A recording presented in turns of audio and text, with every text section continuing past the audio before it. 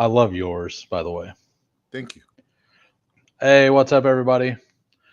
Today we have a guest. Some of you know him, some of you do not. A lot of the Who Crew do not like follow the Drafters content. This is Big Draft Energy. He streams every day, pretty much. What is it? All but like Sunday. Yeah, Monday to Friday, I take the weekends off. Yeah, 6 p.m. Central. Uh, almost during the week. So if you like Drafters content, like he puts on a really good show. He's got an amazing intro. Like if nothing else, go watch that. He's pretty proud of it. He just started. It just came out like a couple weeks ago, I think. Yeah, yeah. That it was definitely new this season. Yeah, I really enjoy it. So yeah, today we will be doing weekly winners. And like I said, he mostly plays over on Drafters. I mean I think you're sponsored by him, but I'm not positive on that. I would, but I know you can't play on Underdog, right? Like you live in Ontario. Correct. Yeah. So we're going to do some weekly winners, give him some access to a game that he doesn't isn't normally allowed to play. And Mike Robb, speaking facts. Yeah, my beard has shriveled up since hopping on stream and seeing Who Hames' beard. That beard is biblical. Yeah, it's nice to be on here. Shout out to Who Crew. Shout out to you guys for having me. And even though I'm like a rookie in these, underdog streets, so to speak, I'm kind of using like my DFS approach, and also like because I do have a bit of a history being really good at DFS, and my big draft energy algorithm where I target and isolate really easy schedules, and we got content like that all over. But yeah, I'm just happy to be on, buddy. Oh yeah. Yeah, so I'm going to go ahead and show you guys I've mentioned it before, but I came very close in a week to where like I was 125th this week. Kyron Williams playing Monday night. So like weirdly, so what I did in this is I division stacked, and I'm not saying that that's the right call. If I only had one of these quarterbacks and there was a skill position player, there's a running back that hit, like this team's better, right? Like, but this also gave me more access to different weeks and multiple weeks of game stacking. So, but I mean, this is like the nuts at quarterback, right? Like Burrow, Lamar, and Bo Nix from last year. Yeah, But that's yeah, pretty nice. yeah. But it was the Thursday night game where Jamar went absolutely crazy. And then I had some other guys. McConkey kind of let down that week. Andrews was also really good. But I needed Kyron Williams. If he scored 10 more points, I would have finished in the top 10, right underneath our boy Thad. Look right here. Thad. And this is a strategy that I think makes a lot of sense for weekly winners. And I've done it a couple times this year. The single quarterback, you just bank on that. You give yourself the extra skill position. I don't know what you think about that, but like you basically just say, hey, this offense is going to cook 1 week. And Yeah, then you try to build pieces around it. yeah. So I would typically say like there's a few offenses that go under the radar. For example, last year in the offseason, I'm sure you're aware, a lot of people were fading the Cincinnati Bengals. There was that entire narrative where Joe Burrow was going to be hurt. He was coming off Yeah. an injury. He wasn't going to be good.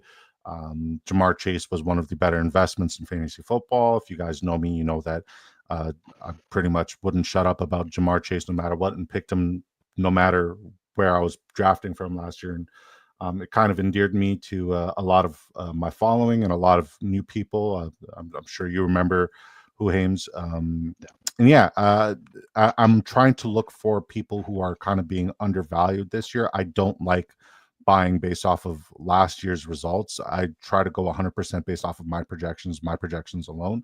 But once again, it's your money, so I'm just here to have the conversation with you and Yeah. talk ball, and also talk about Aaron Rodgers signing to Pittsburgh. Oh yeah. Like that happened. Anthony Richardson going out with an injury today. Yeah, Like, same throwing arm that he yeah. had surgically repaired in 2023. Yeah, and the one that I think he hurt last year too. Yeah, the AC joint is just it's a Yeah. tough one, especially on your throwing arm for a quarterback. I don't think Anthony Richardson will ever be right. I hope I'm wrong though. Right. Yeah. He's fun to watch, but I mean, he was never accurate. But Yeah. yeah, I mean, Aaron Rodgers, like I know you were predicting that he would sign later in the year, but it was kind of definite that he was going to the Steelers. I mean, for some reason, I was just kind of like my Zamir White belief that like Yeah. eventually he'd figure it out. I was just all in on him going to Minnesota, and boy, that just wasn't right at all or accurate. Yeah. I mean, I was never on that, but like I also am a believer in JJ McCarthy. So I want to check the 30-second lobby real quick for weekly winners for anybody. 8 more to start. I'm going to back out of that. So we're only going to have a 20-second lobby. These things can take a while to fill. So we'll have. Oh, so we have 5 more to start. Only 4 viewers right now, so it might take a while. Usually I have quite a bit more. There must be somebody live somewhere.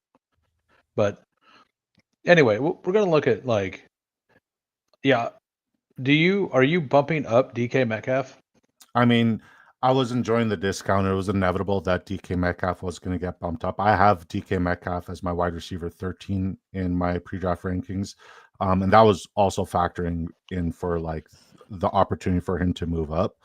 Um, Andrew Erickson shared this really interesting tidbit where year 5 to 7 wide receivers in new homes who have balled out in the past, they always end up breaking ADP and outperforming their ADP. DK Metcalf, year 7, he's essentially their only wide receiver in that situation, in that area. Over on drafters, his ADP is currently early 4th. I anticipate he's going to jump up 12 spots. I'm not too sure what his ADP is here, but I think a full round is well within the realm of possibilities. It's 4 or 5 turn. I don't For know right, the winners, but on the normal stuff, it's 4 or 5 turn. fair enough. I've been kind of out on DK Metcalf. I even expecting Aaron Rodgers to go there.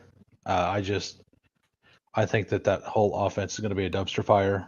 I think Aaron Rodgers is going to bring more problems than help. I, I could be wrong. Like it's a decent bet to make. Like I'm not going to say it's not. Like, and he will absolutely have some spike weeks. yeah, I mean, I'm grateful that I got exposure to him when I did, because the price is never going to be that cheap ever again. Yeah, His ADP is going to go up significantly. And I mean, I'm glad I got the exposure in where I did, but I still think he's a very valid and valuable pick to make in these best ball drafts, especially here. And this is half PPR, correct? yes. So underdog is half point PPR. I'll just bring up the settings for you. So if you don't know, this is how the payout structure is. So first, every week you have a chance at $20,000, which we would split, and then you got, it goes down. So like if you were to max this tournament, it's $10 a shot. If you get one team that's ninth place and you max it, like you get your money back, Okay. right? So it's like a 1 out of 10 chance to hit that. I believe is what the math comes out to be in. But like you also have the ceiling outcomes, right? Um, so yeah, it's 1 quarterback, 2 running back, 3 wide receiver, 1 flex, 10 bench, 1 tight end. So it's 2 less roster spots, and it is 4 point passing touchdown, no bonuses like DK, uh, and it is half point PPR. So Okay. so That's yeah, fairly simple. yes, yeah. It's pretty much exactly what drafters is minus The full the, PPR. the yeah full PPR. Yeah, no, that's fine. Go ahead and type this in. Uh, while we're waiting, I'm going to show you this slow that I have cooking that I feel pretty good about. I know you're worthy over Rice, but like I'm picking a 51 and Jaden Daniels came back around to me. That's pretty sweet. So I got Hampton, Jefferson, McConkey, and Rice. McConkey made it to 22. I know you probably don't love the Rice price, but like when Jaden Daniels gets added to this team, That's going to feel pretty good. It's not that I don't necessarily love the Rashee Rice price, but especially in half PPR where the volume of just receptions isn't necessarily there, and the touchdown equity, I'm kind of betting on the chunk plays going to Xavier Worthy. It's not that I don't love Rashee Rice at his price point. I don't bet on injured players, and I don't bet on potentially suspended players. And last but not least, I just don't bet on shitty people. And he kind of is like the holy trifecta there, where he's just not doing the right things. He doesn't really. So it's more about like not necessarily draft equity and where he's going. It's more about like he just doesn't fit the mold of what I'm looking for in fantasy. And I could be wrong. I've been wrong in the Right. past, but he's just not somebody I'm willing to bet on. I mean, I about the personality, I'm not positive on that. Like he made a mistake. Everybody makes mistakes. I've not heard other instances, and maybe I just have my head in the sand. I haven't heard about other things he's done wrong. But I mean, it's possible. Like, but he definitely did not handle that situation correctly. No. I mean, that is 100% true. Um, but I think like I went back and looked at suspensions and all that. Like with they don't even really have a date set for the court date. No, it's sometime So next year. yeah, so the NFL won't suspend him until that court date is over. And even if it happened, got pushed up, and he got his sentencing in, let's say, October. Like the NFL has a history of waiting until the next off season to Correct. suspend people. Correct. Like people, because somebody brought up a couple people that I had to go actually research, like the Elliott, because Elliott got suspended mid-season, but that's not actually what happened. What happened is he appealed his suspension, and then whenever it still went through, it happened late, right? So, so I mean, I don't think that that's really any worry. I understand not liking him as a person or whatever for what he done. I mean, there's the instance of him at the nightclub beating up staff at the nightclub shortly after that whole driving incident in Texas. There's also an instance where there was like a female abuse. Anyways, the guy just doesn't represent what I believe in.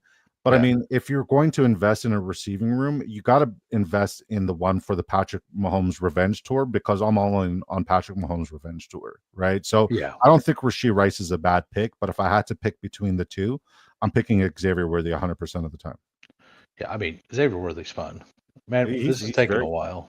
And even Let though we me. have a very small sample size of how efficient he can be, he was one of the most explosive players per touch basis in fantasy football. And if you look at the deep targets that Patrick Mahomes threw, 16 of them went to him that just were unrealized fantasy points. So should they connect on half of them, we're talking about a league winner.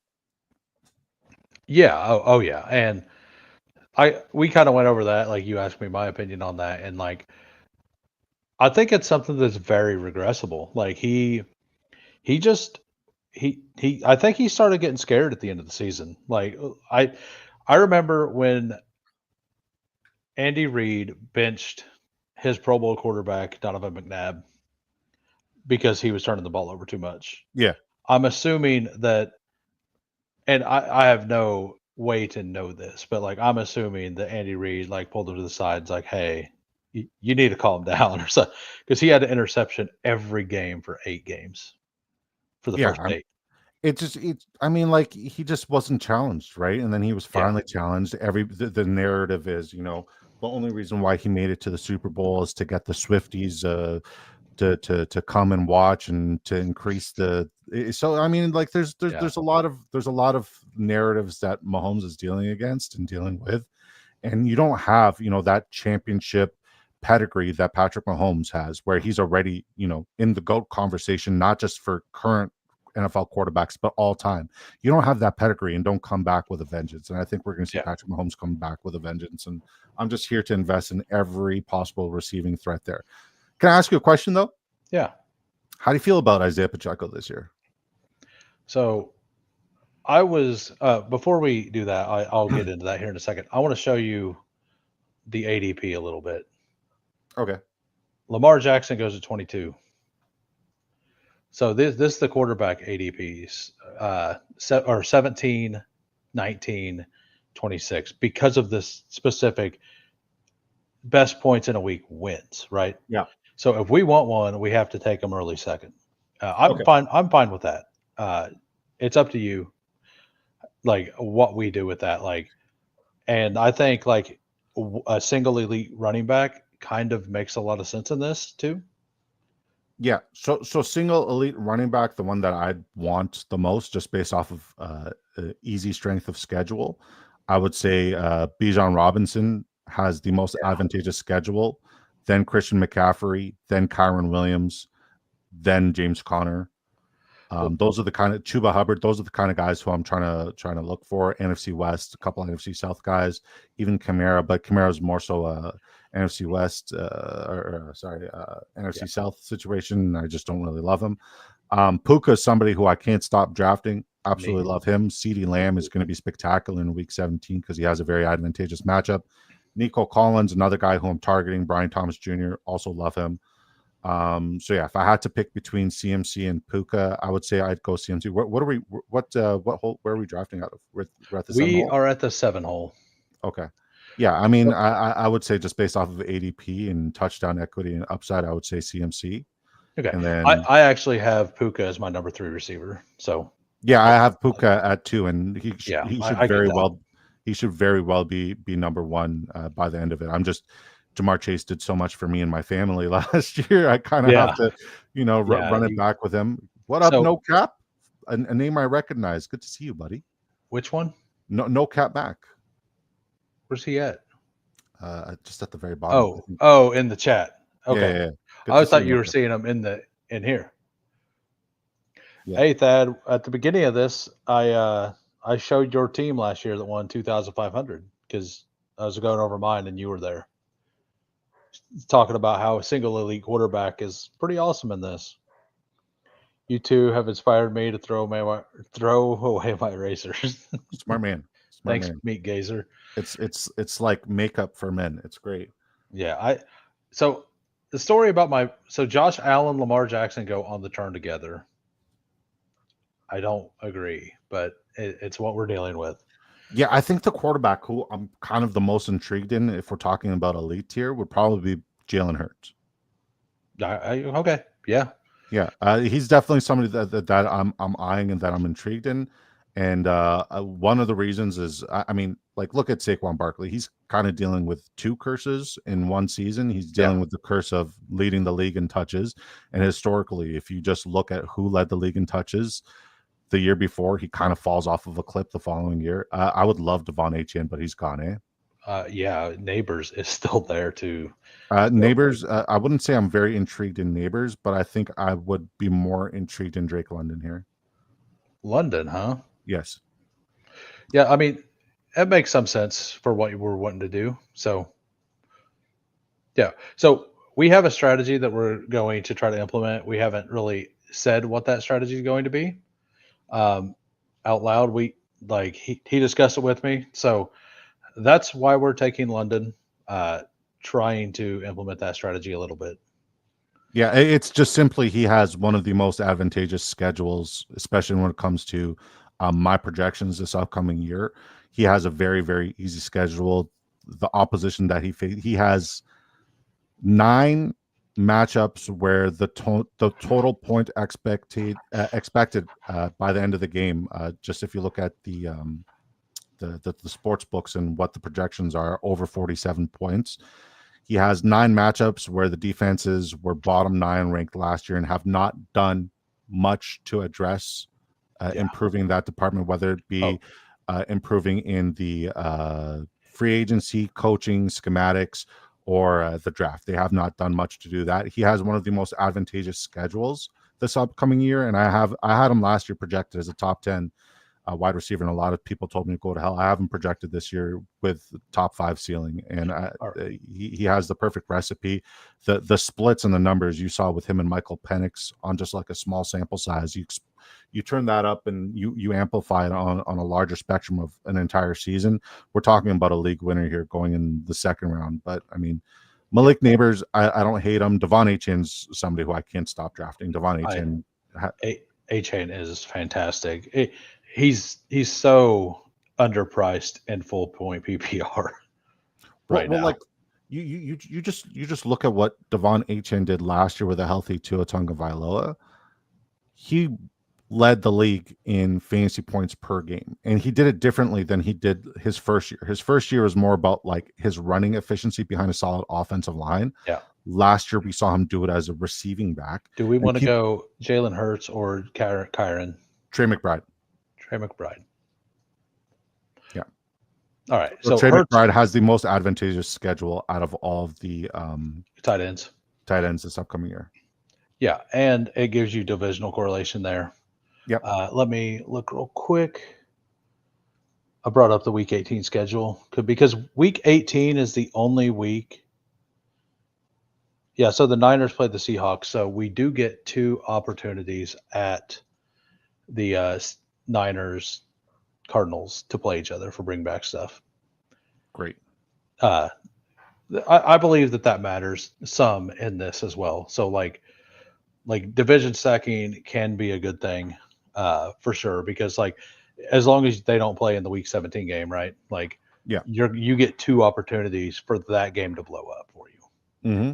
And opening up Kyler, Kyler may have a week or 2 of being quarterback 1, or at least in contention with quarterback 1, right? I think Kyler Murray, Marvin Harrison Jr., and Trey McBride, that kind of trio, if you can land them, that's going to be on a lot of winning lineups on a lot of best ball formats. We just lost that on Jalen Hurts, so we got to pivot. Can you pull up who's available? Yeah. Joe Burrow, Patrick Mahomes. Oh, just general everybody. I'm very in on Brees this year. I like Brees at his ADP, but in half PPR, I'm not a big fan. I like him more for his receptions equity. I'm assuming. No. It's a toss up between Brees and it's a toss up between those two. You be the decision maker here if you want to go. I mean, we should be a little bit more RB heavy here. I like a lot of the hitters that we could get at the wide receiver position later on. So Brees is. I figured you'd want to do Worthy with the with your stand. Well, I like Worthy, but if this theme is about advantageous matchups, then we got to stay true to what we're trying to approach and what we're trying to accomplish. Yeah, and you were talking about like the NFC the NFC South. Like, man, the Panthers, Bucks were both like bottom 5 defenses last year, right? Yeah, and that's why you're so in on London, like because they didn't really get that much better. And the Saints have only gotten worse as well. Like they don't have Marshawn Lattimore coming back. Their offense is going to be behind in a lot of games. Drake London's going to get fed this year, and he's going to get fed early and often, right? And now we have later correlation possibilities with Brock Purdy and CMC. We can even probably get Brandon Ayuk late for a couple of spikes. We got opportunities with Trey McBride, Kyler, CMC, Brock Purdy, Drake London, and Michael Penix, and even Breece Hall and Justin Fields, both quarterbacks with rushing upside. So we have a lot of good options here. Kenneth Walker is definitely the name I'm eyeing here, but we already have 2. I mean, you can flex a running back. Okay. Well, then Kenneth, it's either Kenneth Walker for single week stuff. Like, so I would be okay with going JMO or even pulling up Tet because you only need 1 week. Yeah. So Walker goes. So if we pull up Tet, that also like I like the upside of Bryce Young. Yeah, I would say Devonta Smith would probably be my favorite guy in this bunch. Tet does have the most advantageous schedule out of the people you've mentioned, so I wouldn't be opposed to sticking to the NFC South theme and going with Tedero and McMillan here. Yeah, that's. I don't think. Yeah, the Panthers play the Bucks Week 18, so. Because I thought I remembered that. I just looked that up. So like this gives this matchup twice. We get this matchup twice this year. Yeah. So so in the descriptions I also put like my eliminator, like my yearly chart for like just the schedule. If anybody's interested. I said I was going to yesterday. I forgot to. So I did it today. Now Yeah, we have firepower at every position now. Yeah, Like now it's like about taking shots and doing some stuff. Like it definitely want to stay to ADP a little bit, I think, but in the last few rounds, getting wild makes some sense. Like taking a Jimmy Horn or something if you have Bryce, yeah. like Now, seeing as how we have Trey McBride here, right? We kind of went elite tight end. I have him projected as my tight end one of the year. Do you think we need another tight end? no. Okay. I think because we're not trying to advance. We're just trying to win a week. Yeah. And Yeah. like it's the So, same thing. And like honestly, I think this next pick, like it's probably too early to take Kyler, but I think we just take Kyler, and if we want, we could just keep those well, two. let's look at ADP before we jump the gun there. Um, So Kyler goes at 90 on general. is, So yeah, Is Mahomes really still available? yeah, Mahomes is available, but we don't have any stacking options with No, him. we don't have any correlation with him, so that's not really ideal.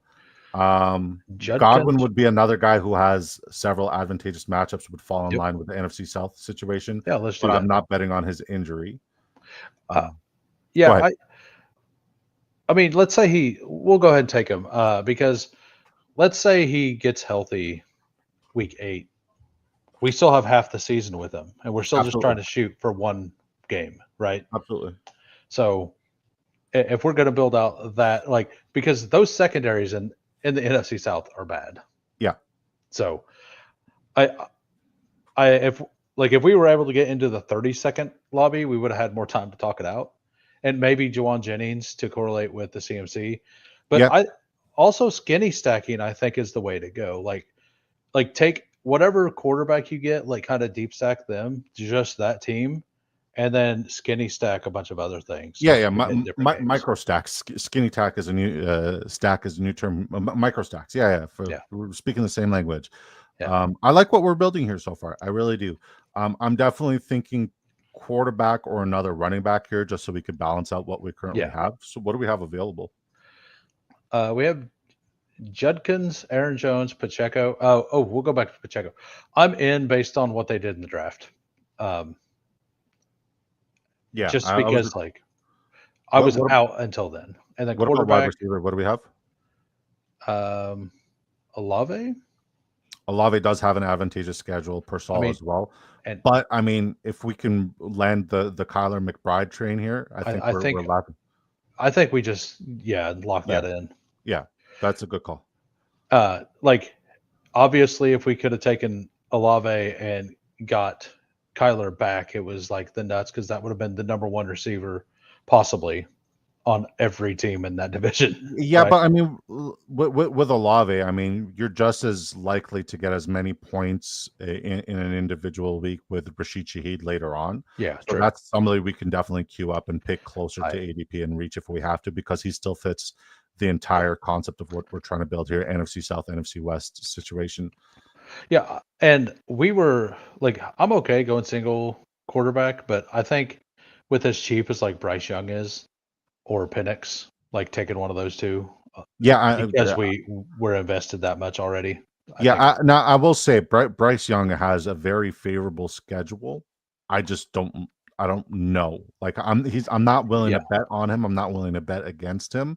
He's just one of those guys where it's like I mean, I'll do it to be contrarian, but I would much rather insert the Penix than yeah, do Bryce yeah. Young. Well, so Bryce Young had 6 rushing touchdowns in the last 5 weeks. That's Chris Olave might fall to us here. I know. I'm fine with, like, I don't know about you, but I think these are the 2 picks. 100%. I don't disagree whatsoever. Brian Robinson, I'm not touching him this year. Olave over Judkins? Yes. Yeah. Yes. All right. So we have a 1-2-4-1 right now. Kyler Murray, Christian McCaffrey, Brees Hall. Like, those are pretty good anchors. Drake London, Tet McMillan, Chris Godwin, Chris Olave. So every number one receiver, presumably, in the NFC South. And then Trey McBride stacked up with Kyler. I like it. I like what we're doing. Yeah, no Brian Robinson. I'm out. He has a very difficult schedule. He is not an efficient runner. If we look at Ja'Cory Croskey Merritt, he kind of fits the mold of what they're trying to accomplish and what they're trying to do in Washington. And then Austin Eckler on a per touch basis was one of the most explosive and efficient players in fantasy football last year. We just didn't really get to see it all put together because that run game was anemic. Yeah, he had 400. He had like 480 yards receiving, and nobody Yeah, talked about it. he averaged And almost 7 yards per touch. yeah, yeah, like, and he was hurt a lot. Like Yeah, both of them were. So, and their offensive line was putrid, so they've improved yeah. drastically there as well. Brian Robinson Jr., I mean, like, I think he could fall into the end zone a couple of times, but I don't think you're going to get the return on investment with him. All right. Here, I think we need an upside play for a running back, most likely. But I mean, Diggs and Mooney. Yeah, as a diehard Patriots fan, I'm not interested in Stephon Diggs. I would say Jordan Mason's somebody who I'm interested in, and then Michael Pittman Jr. has a very advantageous schedule this upcoming year as well. Did you hear the Pittman news today? What happened? He's hurt again. Jeez Louise. Limps I have all way the way too to the much field. Pittman for you to tell me that right now, sir.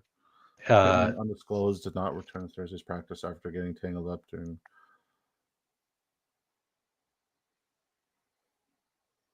Yeah, What was the injury? Was it the back again? he just limped off, Okay. and he didn't come back. Yeah. You'll probably want to do your own research on that. I just kind of seen it as I was setting things up today. Didn't really have time to delve into it. Yeah, I've just been swamped all day, so that's the first time hearing of it. So thank you. I am I'm actually Jordan Mason over Aaron Jones in a vacuum. I do take Aaron Jones at ADP some, but they absolutely built that offensive line up. They've talked about how they want to get better in the red zone, how they were bad in the red zone last year just as a team, and that they said all that when talking about Jordan, like why they acquired Jordan Mason. So I think in a single week upside situation, trying to get spikes, like having somebody who has the opportunity of 2 touchdowns is just fantastic. Yeah, I mean, I wouldn't mind double tap. Like, I know you're not supposed to necessarily double tap and double stack your running back rooms because it kind of limits your ceiling, but that's as safe of a floor as you could possibly get getting both of those guys. I mean, I'm doing it. You're getting Diggs? That's fine. Like this late, are you going to talk me out of it? No, I'm not. I'm not. Do what you got to do. Well, yeah, so I'm actually well above weight on Stephon Diggs. Yeah, I got my first share yesterday and it felt disgusting. Yeah, I mean, I get with the whole not wanting to bet on people you don't like. That has nothing to do with it. Actually, oh really? It was the knee. I was out on him the moment I found the landing spot. It's more so the knee and the ADP. The ROI just doesn't seem like it makes sense. I'd rather bet on a player who is younger and a more explosive version of himself coming off of a catastrophic knee injury like a Brandon Ayuk than I would on a Stephon Diggs. The likelihood of re-aggravation is super high, and the likelihood of like the other knee or something else on the opposite side, it's way higher. So, yeah, I mean, if I'm investing in Patriots receivers, it's Demario Douglas again, and that's it. I mean, Kyle Williams is pretty expensive, but I like. So I'm investing in everything Drake May. Is kind of what I'm doing. Like I think Drake May is going to have a fantastic season, and yeah, a lot of that'll be on the ground, but I think he's going to bring at least 2 people with him. Yeah, I mean, as a diehard Pats fan, I hope you're right. I love Travion Henderson. I love Ramondre Stevenson. I think we're going to see like a 1A, 1B situation there. Drake May, I don't have a lot of exposure to. Efton Chisholm's probably one of my favorite round 20 flyers just as a dart throw. And if we're just going to change gears and talk about Dynasty, I love me some Efton Chisholm. Yeah, I am actually not aware of him. Efton Chisholm? Oh, yeah. So he went to the same university as Christian McCaffrey, not Christian McCaffrey, sorry. CMC went to Stanford as Cooper Kupp, and he has every receiving record at the same university. I believe it's Eastern Washington, or Eastern Michigan. Running back Zach Charbonnet or Tootin. Like, so are we shooting for the mega? We're shooting for the single week gigantic upside, right? Yeah. I mean, I'll let you pick because Sharps did have a couple really big games. Sharps had 3 spectacular games last year. I think 5 seconds. Sharps. Yeah, sweet. Yeah. All right. Yeah, I mean, and it's more divisional correlation there. Like I So look here and I just look for the NFC West names and probably like yeah, Trey Benson's somebody who I'm not very interested in. I like Bashal Tutin because he has the sixth most advantageous schedule. I like Ray Davis as well at the running back position. And then just in case anything happens to Kyron Williams, knock on wood, I still think Kyron Williams is the guy. You still have Jarquez Hunter and Blake Corum later on, where you're still getting correlation in that situation where you're just getting really, really advantageous schedule. yeah, And yeah, man, Demaro Douglas did my guy say Demaro Douglas is getting cut? yeah, he did. That's wild. That's wild, man. Pop Douglas, he fits the mold of what Josh McDaniels tries to do with a slot, where he gets involved in the bubble screens and he's just going to get fabricated gadget usage. And I'm just here for more usage. And obviously, Drake May is going to have more time with a reliable run game and improved offensive line. So yeah, you get Pop Douglas deep, he's going to make anybody miss. I would say Tootin is somebody who I'm more interested in here. Okay, Ramondre is also somebody I'm interested in, but if you want to complete your dig stack, I'm not I'm up opposed to for it. that. I'm up for waiting uh, for one of the other quarterbacks. Yeah, I mean, I'd rather have the Penix and London stack than the Diggs and Drake May stack. We'll take Tootin. Like Yeah, I'm perfectly fine if all we have is Kyler. Like Drake May, I like that's probably the latest I would ever let Drake May go. And if it was just me, I probably would have taken it. But Tootin also shouldn't be on the board there, like in this format specifically. we're literally hitting all the names we want to hit, Yeah, minus Mason, who I do think has incredible touchdown equity, not because his schedule is advantageous, but like you alluded to earlier, they brought in two of the better offense. Like they took half of Indianapolis's offensive line. They brought in one of the better offensive guards slash tackles in this year's draft, and Donovan Jackson from the University of Ohio, and they're getting back an All Pro left tackle, Christian Darrisaw. That offensive line should be top five this year, so I love it. yeah. He said he isn't getting cut. No, no, definitely not Okay. getting cut. The Pop Douglas is going to be unleashed this year, and I'm here for it. He's going to be one of my favorite plays. But yeah, I I could be wrong. I've been wrong in the past. I mean that makes 100% like it makes 100% sense since you're out on Diggs because part of the reason I'm out on Douglas is because I think Steph Diggs will take over a lot of that role. Yeah, I mean, like, don't get me wrong. I think the first 4 to 6 weeks, Stephon Diggs is going to be elite, but then we're just going to see him miss a significant chunk of change. And the best ability is availability. Absolutely. I wouldn't hate Rashad White here. Okay. Rashad Yeah, White or Ray Davis, one or the other. I mean, if we're building out the stacks, Yeah, let's just build it out. And then if he comes back around, we take him. If not, it's not that big of a deal. yeah, and I mean, we can also get Cam Ward, who we can pair with somebody else. I'd rather somebody with a little bit more rushing equity, especially. Um, I mean, yeah. Where did Penix go? Who took Penix? he went to pick after us, God bless. like right here, or two picks Ooh, after. does he have? He has Mooney. Okay, makes sense. Yeah. I uh I mean Bryce Young had a 63-yard rushing game and he had like 4 30-yard rushing games. Not that 30 is a big number, but like I said, he had a rushing touchdown. I think it was every game for the last 5 games, and one of them was a 2 rushing touchdown game. Bryce Young So has the skill set and the situation where he could just be absolutely spectacular and explode this year, and his yeah, ADP is borderline criminal. The upside's there, and it's the perfect ceiling play at quarterback. So yeah, I agree with you. yeah, and yeah, I man, with our wide receivers, like with London, Tet, Godwin, Olave, Diggs, like in this format, like with that capital we put up, it's not like yeah, we'll probably add a couple late, but I'm pretty comfortable with that, honestly. Like, and we might get him back. Kind of looks like it. Yeah, do it. I just got DK at pick 51 in one of my slows. Let's go. DK pick 51. Yeah, Nice. Yeah, he's gonna start moving up the board for sure with the Aaron Rodgers news. yeah. Gamblestein there has like 40% to DK Metcalf on DraftKings It's the or good bet to something. make. It's a good Yeah. bet to make. I was like, man, you need to like I don't know. I just don't believe Aaron Rodgers with DK is going to be a good thing. Like I don't think their personalities are going to line up. Yeah.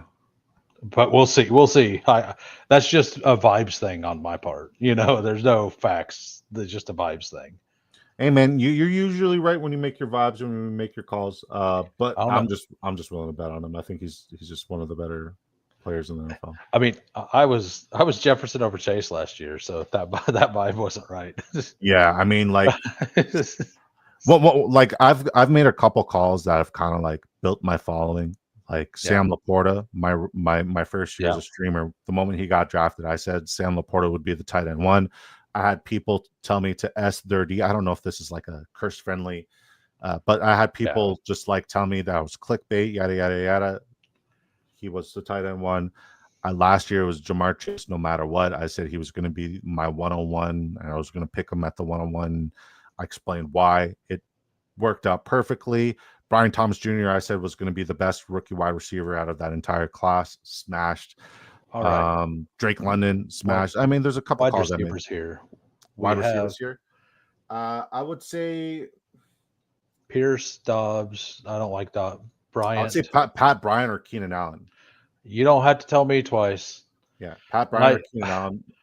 I Best had team. 7.3% Pat Bryant in pre-draft stuff when nobody was taking him. Let me look I at am. I didn't have any of him pre-draft, so I have him in a $100 draft that I done pre-draft. Like I was in. what's the payout on $100 draft? I think it was like 4,400 people in it, and first is 20K. That's sick. Okay, let's look at. I believe I would have to look it up. But yeah, Let's look at my main. it's like like a 2 of 12 advance, and then a 1 of 4, 1 of 4 or something into a 20-person final. All right, Brian. So with our team, we have Kyler Bryce, we have Trey McBride. We're done there. We have McCaffrey, Brees, Jordan Mason, Charbonnet, Tootin, Rashad White. Are you wanting to add more out running back, or you think we should just tack on wide receivers? I mean, Braylon Allen's just somebody who I just can't stop drafting. So if Braylon Allen's available to us, I think he's the one and done at the running back position. We kind of protect our Brees situation, especially if Brees is killing it with the receptions volume. We still have the touchdown equity. Oh, Will Shipley is another guy who I just can't stop tapping, especially because Saquon's dealing with both of those things. I'm going to go ahead and take Shipley over Good call.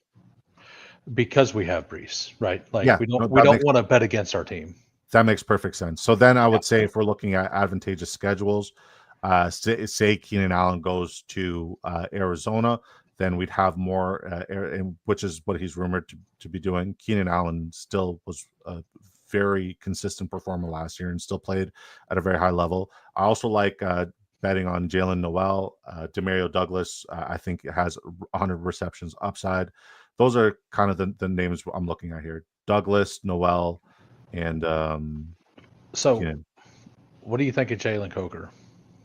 I love Coker. I generally love Coker, but I'd much rather get Horn because I think Jimmy Horn, he has a different skill set than the rest of those guys. Yeah, I'm fine like throwing out a Jimmy Horn. Like I don't really love the Jimmy Horn, but in this contest, like he's a guy who could play a week, get a 60-yard touchdown and 2 receptions for 30, like get like 90 yards and a touchdown and start for you when you need it, you know? Yeah. Like all it would take is for an injury and Thielen to get old, right? If both of those things happen, Jimmy Horn has an avenue, and it's not a 0%. We gotta realize that, like, other than Tyrone McMillan, nobody's really established there. And we can say what we want about Xavier Legette, we could say what we want about Jalen Coker, but those guys are not established. Adam Thielen, he's older than he is young. Yes, he's been spectacular, and he probably has the most touchdown upside out of all the receivers there, just because he's historically shown that he knows how to find the red zone. But it's worth a dart throw because, like, in nut outcomes, you know that one of these guys should smash because he has the schedule and the advantageous matchup. Yeah, I'm. So, do we want to do Keenan or Coker? I would say Keenan. All right. Yeah, I haven't taken like any of him. I think he still retires, but like if he's rumored to go there. Like we absolutely want that. So And so if he goes there, he's going to move up 30, 40 significantly. picks. So can I ask you a question? A few years ago, we had DeAndre Hopkins when he was a free agent. I believe he was leaving Arizona, and he eventually signed with the Tennessee Titans. He signed with like a week or two left in training camp, just because the older, more savvy vet, he doesn't really want to partake in training camp. Training camp is grueling. Trust me, take it from me. I've hated every single training camp I've ever partaken in. It's one of the worst things that you could possibly put your body through, and just your mind as well. With that being said, we have two veterans right now who are going borderline undrafted and faded heavily. The moment they sign to a team, they're probably going to skyrocket in ADP 10 to 15 spots, no matter what format and what app you're drafting on. And that's Keenan Allen and Amari Cooper. I believe both of them are going to pull that savvy vet move where they go sign somewhere a week or two prior, and they're going to give you a couple great spike weeks. And that's all you need to win these tournaments. Right now, they're criminally underrated, in my opinion. Question: Are you into Calvin Austin with Rogers going there with the way I, he I'm I'm plays? I'm into Calvin Austin. Calvin Austin's a All right. spike week monster. Love him. Of this group, which one do you think has a chance to give us a big spike week? We Demario got Douglas. Demario Douglas. Yeah, that works. And then we will be done. I really like the team. I like that we put our minds together and you humored me here, and essentially like, I'll just send me your Venmo and I'll send you the buy-in, because this Nah, could be either a donation or it could be in the cash. it's all good. It's so the way it'll work is if we cash, like the price of me having you on is just like the cost of this $10 draft, whatever. It's not that big of No, a no, deal. I was going to do it anyway, you don't know. don't don't, Uh, don't say that, sir. but like if it cashes like $14, we'll just have you on next year to do another one. Like Who Hames, I'll tell you this right now. If you ever think that there will ever be a world where you ever have to pay for me to come and I'm support you, you're out your damn mind. right. I'm here because I love you. I love the content. I love what you put out. You supported me before I got monetized and before my channel kind of grew. So I'm going to support you through the thick and thin, buddy. You'll never have to pay for my services. I'll be It's here not whenever a you ask me to come. Yeah, it's not a payment thing. It's more like a respect thing. Like No, you're using your time. Like I'm going to be doing the content anyway and paying for some draft anyway. So like asking you for the money is like whatever. like I'm just like if blessed to it's a be able. $100 draft, I'd probably be asking Heck for a yeah. split, But like, all right, let's go over the team. We got a 2-7-8-1. Kyler Murray, Bryce Young, Christian McCaffrey, Brees Hall, Jordan Mason, Zach Charbonnet, Bayshaw Tootin, Rashad White, Will Shipley.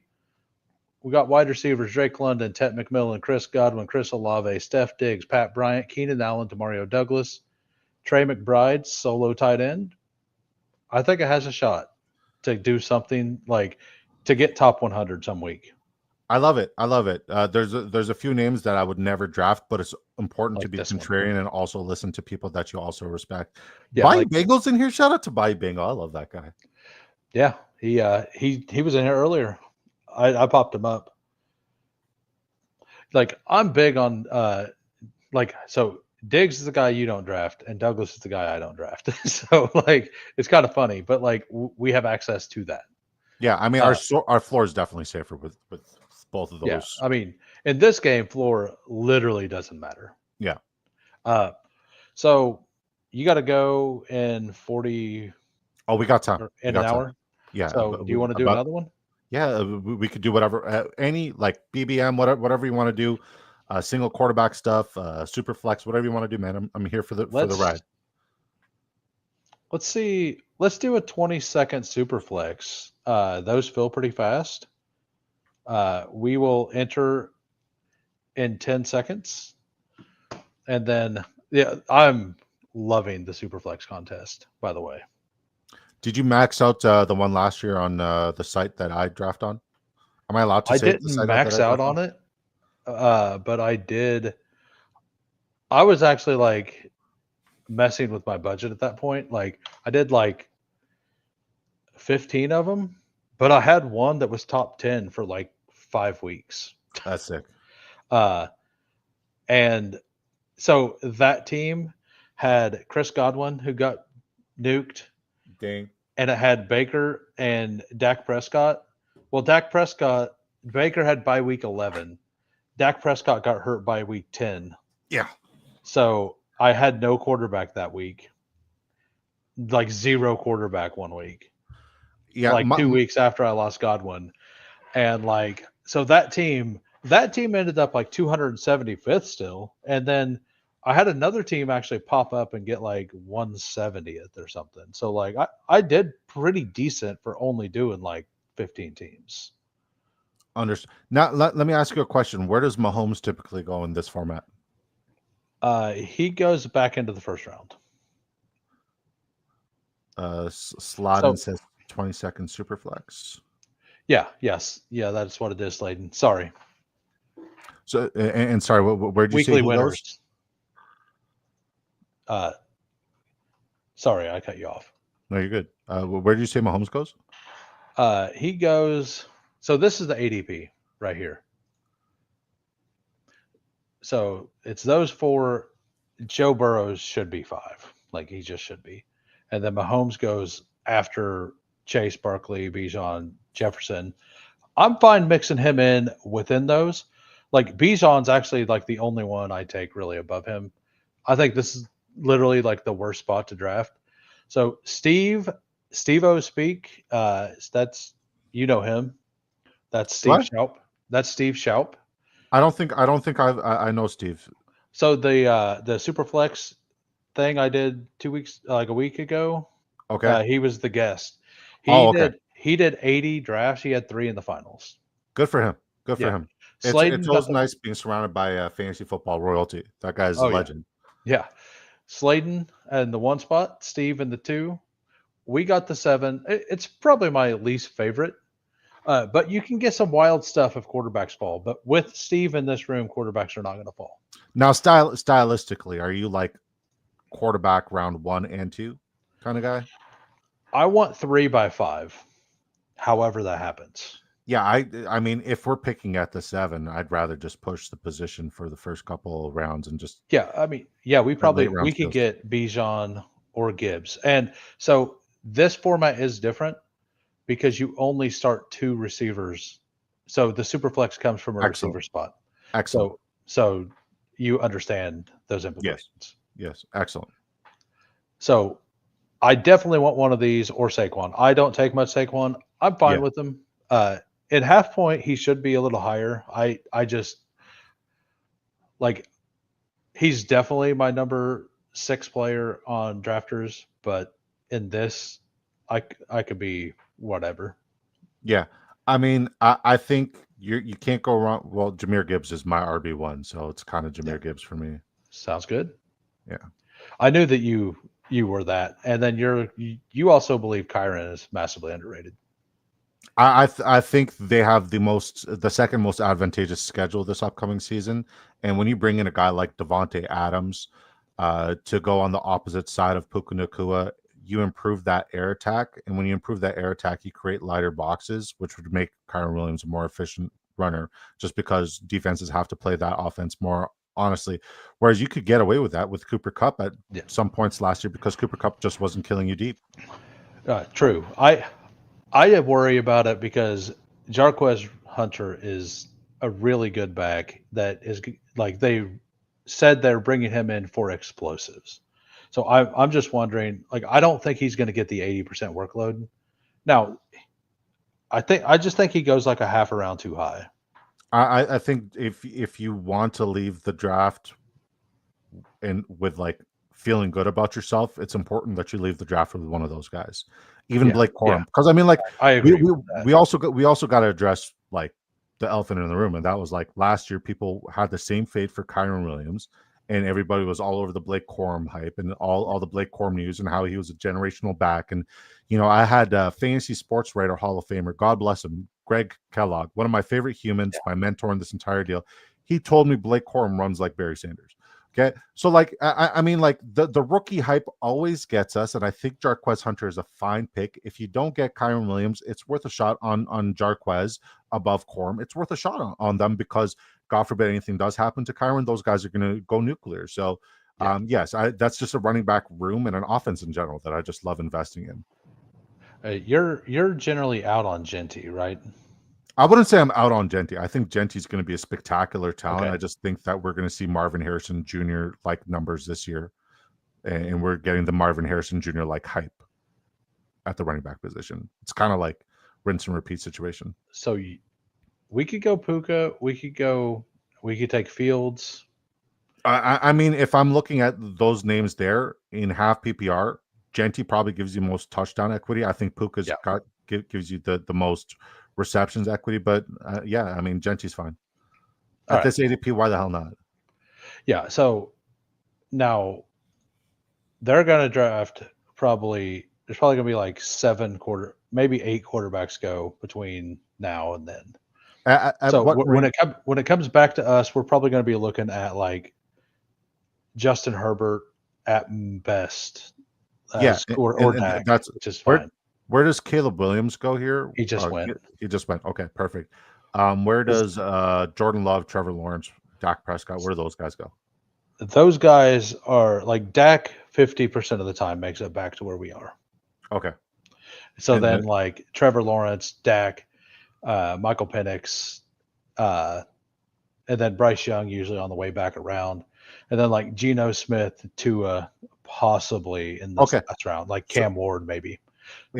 So I would say Dak Prescott makes the most sense with George Pickens' upside correlation just based off of ADP. And then I would say I also like Jordan Love or Trevor Lawrence. Jordan Love, we could probably get like a Jaden Reed or preferably a Matthew Golden. Matthew Golden's going to be so special this year. He's going to be so special. I agree. I agree. I just love what he can do after the catch. He's somewhere between Xavier Worthy and Tyreek Hill with his run after the catch ability, and it's not because I'm chasing ghosts of past or anything. Brian Thomas Jr. is still available.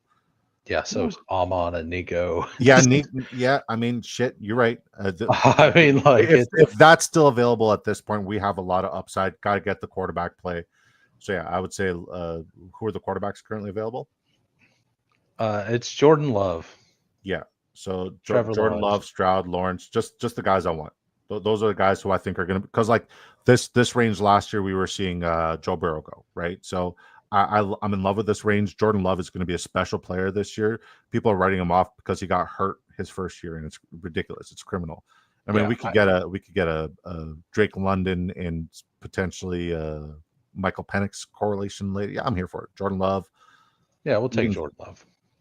I mean, even with CJ Stroud, I think one of the most underrated wide receiver values that you could possibly get this year in NFL fantasy football. Doesn't matter where you're drafting. Christian Kirk.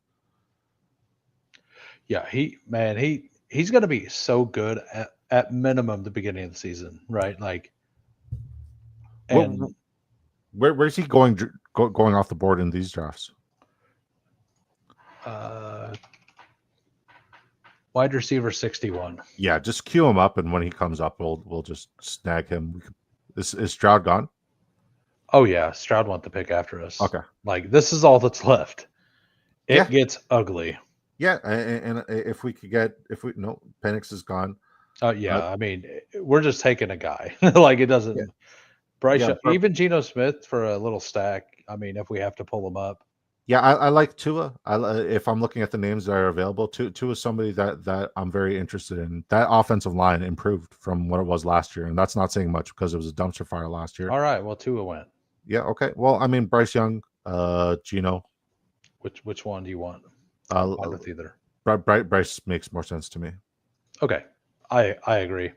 So we do have double week 8 bye, but I'm not super worried about that. Yeah. But I mean, we have our 2 starting running backs, and with this, we're probably wanting to fill our flex with a running back as well. So our next pick, if a quarterback is available, we should take it. I've already seen Daniel Jones move up to like the mid 60s or so in these. Like I did one before I came online, and he went at like pick 72 or something. Now, can I ask you a question? Yeah. How do you feel about Sam Darnold this year? I think he's going to start most of the season, but not the end. Okay. Is Jackson Smith and Jigba still available, and where does he usually go? If Darnold's there, I'm absolutely up for taking him and then trying to get JS in there. Okay, cool. Number one, because it's a smart thing to do, but number two, Carolina and Seattle actually play Week 17. Love it. So that would actually give you a Week 17 correlation entire matchup. So I'll give you my most advantageous. I have it all here. I'll give you my most advantageous matchups for running backs in Week 17. Just got to scroll all the way down here. All right, so my Week 17 most advantageous matchups for running backs is all right. So Chase Brown versus Arizona, or any sort of Cincinnati Bengals running back versus Arizona. Jonathan Taylor or Giddens versus Jacksonville. Tony Pollard or Tajay Spears versus New Orleans. Alvin Kamara or Neal or Marcus Yarns. I love Marcus Yarns versus Tennessee. Marcus Yarns, he's the carbon copy of Alvin Kamara. If anything happens to Alvin Kamara, I think Devin Neal's his role is safe. So Geno did make it back if we want to stack Genty up, or we could go Darnold. Yeah, I mean, they're both Week 8 buys, so which one would you prefer?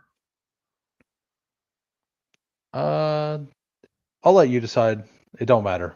I'd go with Geno because I think Geno plays the entire year. Okay, that's where I'm at, but it kind of sounded like you wanted Darnold, and I'm not clicking it much myself, but with Bryce Young, like, it could have been a lot of fun. Like that's a situation that I would definitely entertain it for sure. But if I took Darnold there, so Jalen Milroe goes that's who I want in like round 13. That's who I prefer. If I'm investing in that offense, don't get me wrong, I think Sam Darnold's going to play a majority of the season as well, but you're going to get the better ceiling spike weeks in an advantageous situation Week 17 with Jalen Milroe, because I think Sam Darnold's going to see ghosts and Jalen Milroe is the Ghostbuster. That's what I was saying yesterday. So I don't know if you're familiar. So it's a 2 of 12 advance over the first 14 weeks, and then a 1 of 10 playoff, 1 of 10 playoff, and a 375 seat final. So, like, I have a lot of Milroe in this because I expect Milroe to be starting after week 12. Yeah, a player to stack with Darnold would be Jackson Smith and Jigba, Cooper Kupp, and Elijah Arroyo. I even like Zach Charbonnet as well as like a little micro running back receiver threat stack. These quarters. So we could take the Chuba stack with Bryce Young. We could take Devontae Adams, or I'm fine with, or Kenneth Walker. I would say Kenneth Walker is the most appealing name out of the bunch. Yeah, actually, like, that's perfect because that's a bring back on Bryce Young as well. 3 Week 8 buys, can't go wrong. Who's scared of bye weeks? Not us. I did not. I was worried about it with the quarterback. I did not think that through with our running back situation. No, like, it's whatever. I generally take 7, even 8 running backs in this format. Okay. Because like, if you're starting, like, you assume you want to start a running back in the flex, right? You only need 2 wide receivers. So you could just take the normal structure and flip it. Yeah, I mean, don't get me wrong. I like what we're doing here, I think, like, with the wide receiver values that we currently have, we can definitely land the plane. This is going. Yeah, this is going well. I like what we did with our weeklies. I like what we're doing with our super flex. I honestly, my best super flex lineups last year that I did, the best lineups were the ones that I started with, like Jamar Chase and Saquon Barkley, and then push the quarterback position, right? So if history repeats itself, I'm anticipating we're looking at something similar here, where it's like go ones and then, just fill the rest. Yeah, all of my best ones just had Lamar on it because I didn't have a lot of Lamar, I'll be honest. Yeah, he just outscored everybody by 50. Because, like, you get him, and then you almost get the same choice as this. But, like, this year especially, the whole first round feels awesome. So, like, you get a couple of those guys back around. Worthy? So after Worthy makes the most sense. Or DK. Yeah, Worthy, DK, whichever one you want.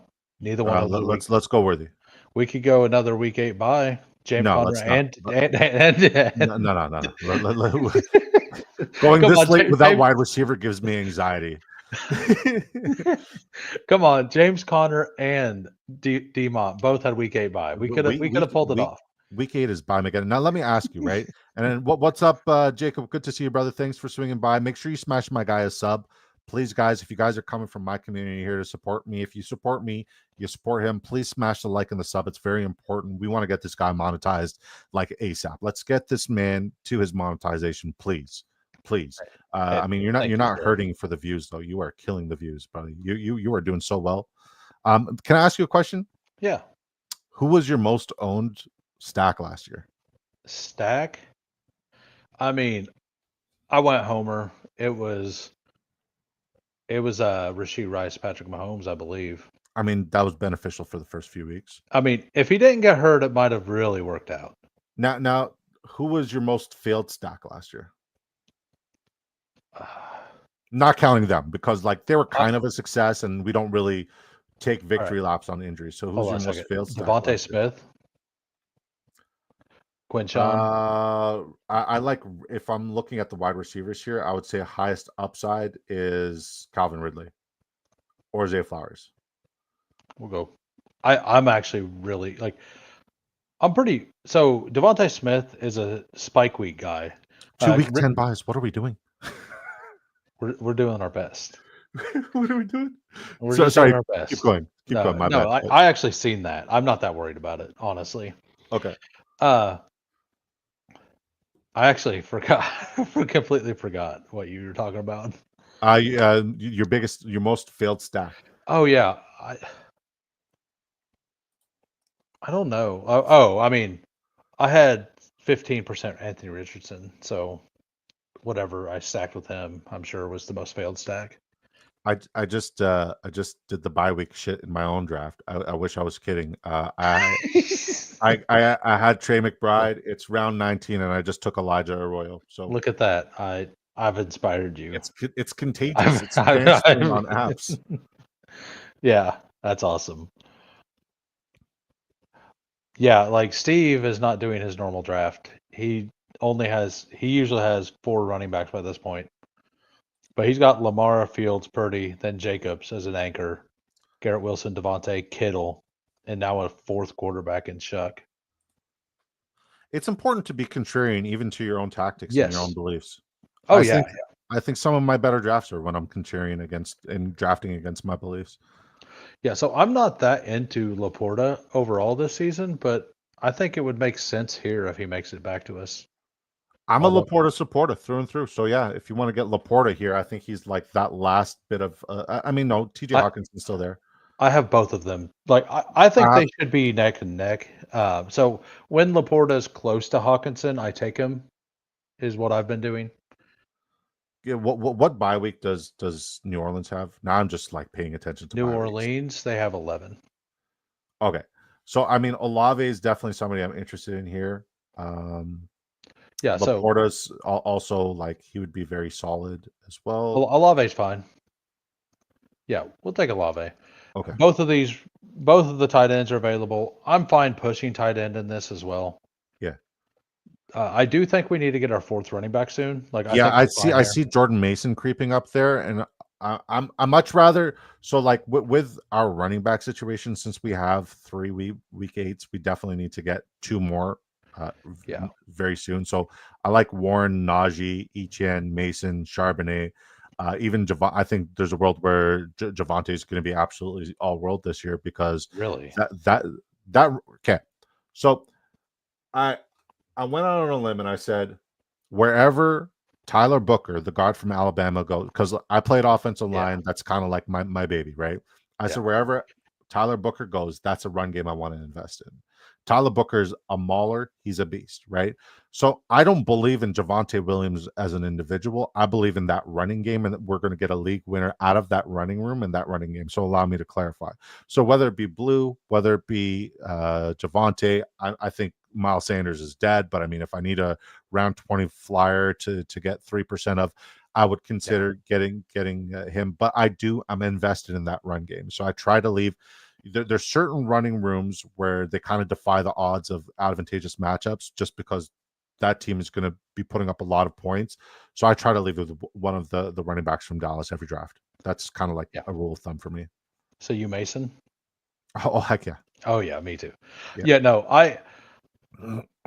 and they could have moved back and almost definitely still got Tyler Booker, but Yeah. they wanted him and they took him there, right? Like Hey, they wanted Tet, but Tet wasn't going to be there. no, They no, probably had an opportunity to move back, but they didn't take it. So like making that pick also seems like a statement for what they want to do on offense. I disagree 100%, and like respectfully, I disagree 100% because right after them was Miami at the 113, and Miami made a panic Oh, pick with Kenneth yeah. Grant, and Miami desperately needed the guard. They had Yeah. like Tyler Booker going there, and that's who they wanted, and then they panicked and took Kenneth Grant, the defensive tackle, who should have been essentially like the 22nd pick going. I had him projected to go to the I Chargers.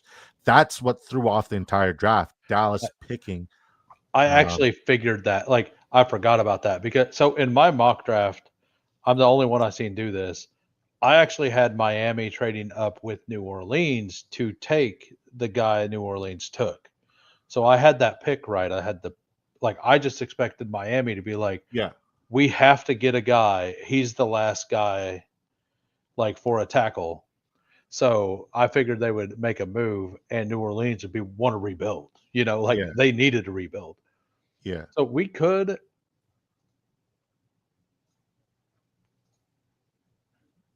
it's too early for Milrow, but we could go Andrews if you want. We could go Najee. We could do Ramondre. I would say Najee would kind of like protect us from the Yes, week A by Mageddon that we just put ourselves into, and that's what then I just think. then Yeah. clean up crew, and then the last 2-3 picks we just take some running backs with some upside. Yeah, sorry, chat. I'm entertaining the guests a little more today. I've been trying to read everything, but who wouldn't support Jameson? Yeah. I whenever I have a guest on, I'm probably going to I'll bring up chat, but I won't talk over the person generally. Oh yeah, address your chat. These guys are incredible. These guys are popping. Oh Take your yeah. time, address them. I'm Yeah, here. Anthony was one of my very first supporters, and he's not been able to be around for a little while, so I'm super glad to see him back. Well, welcome Um, back, Anthony. and Quill found her way over here. Shout So out to DJ Quill. We love you. We got 25 viewers. That's insane, but only 21 likes. The math ain't mathin', folks. Smash those likes for my guy. It helps the YouTube algorithm pick it up.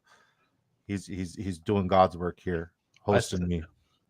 so I love Mark Andrews this year. What do you think? Hey, I mean, like at this ADP, the upside is Yeah, we ridiculous. got a 14 pick discount or 16 pick discount on him. Yeah. So I figured you'd played offensive line. Where did you play and what Division 1 or Division 2? So I went to Milford Prep. It's the same school that LaShawn McCoy went to. Yeah. And then I kind of flunked on my SATs because I was just there to party. And then I came back to Canada. I was a tight end actually at that time. You're what, 6'8"? Yeah, 6'8", 320. Yeah, so I came back to Canada. I'm from Canada, and I went and played collegiately in the University of Concordia in Montreal. And we don't really have tight end here. And I kind of got thrown to the wolves as like a 6'8", 245-pound left tackle after our left tackle shattered his fib and tib. Yeah. So I got ragdolled my first year, and then my next 3 years I put on about 80 pounds, was all Canadian my last 3 years, and then I had a very brief stint playing CFL football up here. Yeah, that's a lot. 245 is not big enough to be playing offensive tackle. The defensive ends I was going against were bigger than me here in Canada. All right.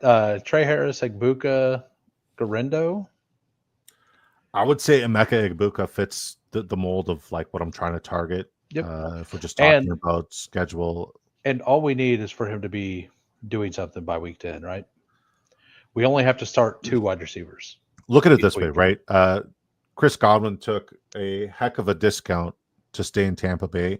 A lot of people are saying he just wants to stay in Tampa because his family's there. A lot of people are saying, "Oh, it's because it's tax-free state," or he could just not be right for this year, coming off of a catastrophic ankle injury, right? Right. So that's my impression with Chris Godwin. So Emeka Egbuka's value already goes up there, and then you look at Mike Evans. The last 2-3 years, he's missed chunks of times, and Father Time is undefeated in the NFL. Eventually it's going to happen. And with Mike Evans, we know he's going to miss time. How much, we don't know. So Emeka Egbuka is one of the best values. I hate the landing spot, but yeah, love it. Yeah, I'm very in on Godwin, but I'm in on bets that like when they smash, they're going to absolutely smash. Like Yeah, you're going to lose most of your entries. yeah, Like the thing is you're trying to find the one entry that gets you all the way there. heck yeah. So that's kind of why I'm really in on Diggs and like because if Diggs is 100% healthy, like I'm not going to have 40%, but 15 I think is a reasonable thing. Yeah, And we're not making a stand on a player who's had an injury other than Rashid Rice because we've already seen Rashid Rice is 100% healthy. yeah. Like I went a little overboard on him, but I was also right on him last year and didn't get paid off. So, Yeah. uh, all right. So Milrow did go. Jack Best, Christian Kirk. You were wanting the Christian Kirk, right? Heck yeah. All right. Yeah, and that gives us so much stability. It's another week, not 10 by. At this point, we do need to start hammering. Like, I'm honestly fine with only like one more wide receiver. I know that's going to be gross for you to hear, but like we only need to start two. I And mean, the moment you started this draft, taking Ashton Genty in round 2, I've kind of been like, I'm just following, and I'm gonna give my advice here. I do love the Kenneth Walker pick and the Gibbs pick. I like what we're building here because I think this is like tailored more towards like what you try to accomplish, but also not really going QB early here. I would say yeah, Braylon Allen's probably Beck or Besh or Braylon yeah. Allen are probably like my two favorite picks here.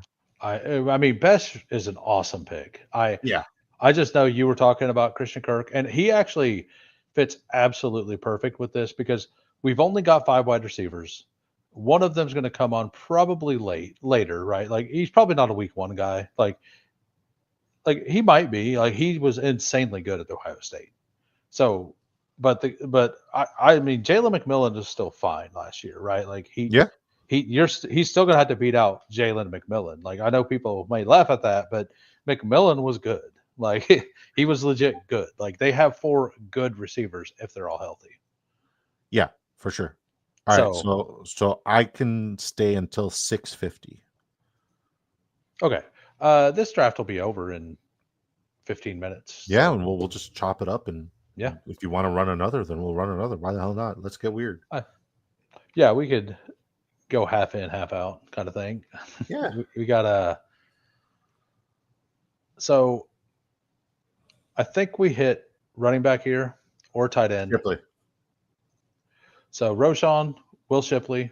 You said Shipley? Rojo's dead to me, man. He's Right. completely. I'd rather take the young Dobbins? guy. Nah, I mean, I'm not interested. It's Will Okay. Shipley. Yes. Well, No, I I take love him. Shipley. I take him 1,000% of the time, every time. If he's there, it's like I see two guys at the running back position at this point in juncture. It's Braylon Allen. It's a smash pick. I don't care if I have Brees Hall. I'm just doing it. And Will Shipley, it's just 100% smash pick. I mean, I'm partially doing the Shipley thing because I'm fading Saquon for the most part again. Same. And Um, I'm and not like, taking any AJ Dillon, and yeah, I'm not doing it. I wish the AJ Dillon crowd luck. I've done it 2 years. Yeah, I'm not doing it the third. not Like, touching it. like I hope AJ Dillon's career isn't over. That's about all I can say about that. So what's your argument? Because like I know what mine is. I'm just curious as to what your argument for the AJ Dillon truthers are.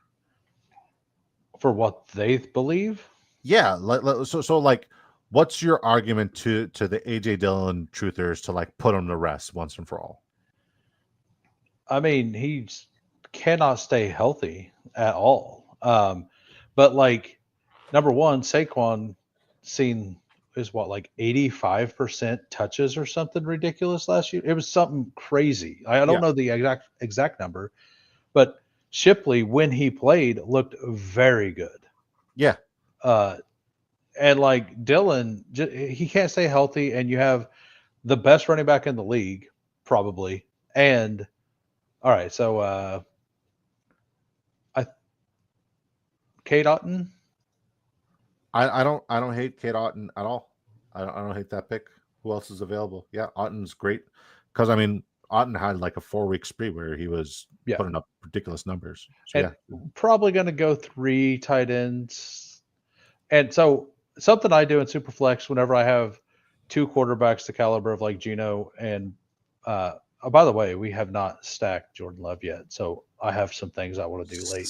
I love Savion. Even Luke That's actually Musgrave. the one I was going to say. Yeah, I even like Luke Musgrave. I mean, if he's healthy, there's still a world where True. he's a viable tight end, worth a dart throw. Not a lot of dart throws, but worth it. I wasn't even thinking about it at the time, but Will Shipley is no, they play Buffalo, Baltimore plays Green Bay. That's right. Okay, never mind. Yeah, so I think we're fine everywhere. So we still have 4 more picks. I like to just tack on a random backup quarterback at the end of these drafts because, like, the 20th round is pretty grim. Like, Yeah, it's very, very ugly yeah, in this. You draft 20 rounds every time. yeah. Like on drafters, it gets very ugly down there. That's why I had 40% Dylan Laub last year. Yeah. Shout out to Dylan Laube. Yeah. That guy sucks. I Did would say you my go did ahead. you see that he was like top 10 and his one carry, not that it should even qualify, but yards per carry or yards after contact, he was top 10 in the league because he got hit 5 or 3.5 yards behind the line of scrimmage and he got a yard. Not I that it mean, doesn't matter, but I just he seen that whenever I sorted he almost did. without like filters. I was like, huh. Yeah, he almost did as good as my Zamir White last year. So I mean, I it's mean, not. Zamir was a much better pick. Maybe. I mean, Zamir went way higher. Dobbs is still available, so there's some correlation options there. Yeah. I think so. Going back to the Will Shipley over, the whole argument of AJ Dillon, people are going to be like, oh well, AJ Dillon is the goal line back. He's bigger. Will Shipley can't. No, Jalen Hurts is the goal line back. Okay, Jalen Hurts will always be the goal line back until the tush push has been removed from the NFL. So if we're looking at where Saquon was really successful last year behind this line and behind this offense, it was not goal line situations. It was explosive runs. AJ Dillon does not Yes. have that ability. Will Shipley does. And we saw it in the, NFC Championship game where he went for 80 yards against Washington. So yeah, I'm here for all the Will Shipley exposure humanly possible, because once again, we know that the person who, and I mean, if anybody could break the mold of the guy who led the league in carries and also the guy who's on the Madden cover falling off a cliff the following year, it's Saquon Barkley. He has that ability. We said the same thing about CMC last year. God bless you. I'm not drafting him. I'd rather take Will Shipley. So Yeah. So right here, 40-yard rushes last year. Saquon Barkley had 7. yeah, The next highest was Derrick Henry with 5, which is also ludicrous. yeah, But then like 2 with 4, and then no one else. There was only 4 guys with more than 3, and he had 7. That should not happen again. yeah. And like you're saying, the tush push didn't get banned, and it actually only didn't get banned by a single vote, which means they're probably going to run it into the ground this year because they assume it's going to be completely over. Yeah. All right. That's why I'm so in on Jalen Hurts. I love Jalen Hurts this year. I'm fine just taking Savion here. What do you say? I don't see the draft board. It's ugly. You got your chart still up, brother. Oh, my bad. My bad. That's No, my it's bad. fine. It's fine. Yeah, that's my fault. No, I mean, DeAndre Hopkins was the top. So Keenan Allen was there. I know you're into Keenan. Coker's available, so we could get some Coker correlation there. But Savion, you got him already. Cool. Yeah, I just went ahead and took Savion. I'm fine with this. I'm done. I'm good being done there. We definitely need one more tight end. Probably another running back of some sort. Probably take the running back first. Just because just because of the week 8 bye thing. Like we Yeah, should be fine with just those two because we only have to start two. We can flex, and we have 0 week 8 buys at wide receiver, so we should be fine with that. But I still think taking another one would make sense. So at running back, do you like Keaton Mitchell? You did you say you like Merritt? I love Jacory. Monongai and Krosky Merritt are usually like my around 20 dart throws. Kendre Um, and out. no, Kendra, I'm out. I'd rather take Marcus Jones than Kendra. Kendra's like Rojo has burnt me. I think Elijah Mitchell is worth a dart throw as well. Do you like Trevor Etienne? I don't mind him. Uh, I like him more than I like Rico Dowdle at 80 I've pounds. mixed them in and out. Yeah. So Damian Martinez is somebody I loved coming in. We came by. Yeah, it's week 8 bye, and we have Walker. So like, there's no chance. Blake Yeah. Corum, like we don't have a running Week back from that. week 8 by. Oh yeah. They all week 8 buys. Yeah, I they all forgot. have week 8 buys. Zach Moss versus Taj Brooks. What's your stance? I think Zach Moss at this ADP, we saw him give you very positive ROI and draft equity. And I don't hate him this year. They're bringing him back so he could run it back. They also addressed that they need to give Chase Brown. If you look at the coach weekend, they said that Chase Brown's getting way too many touches. He's improved everywhere Yeah. he needs to, but we also need to keep him healthy for down the stretch.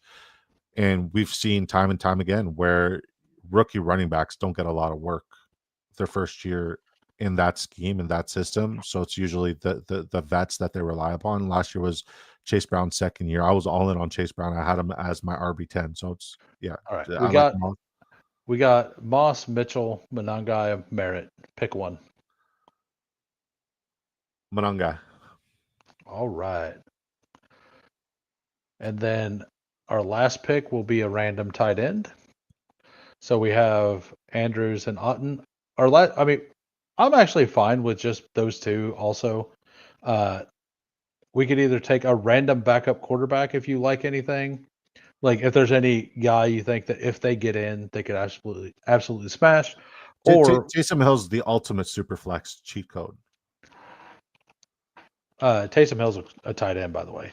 And Yeah. I actually have 5% Taysom Hill in this contest because, like, if he's available week 9, it's fantastic because if you get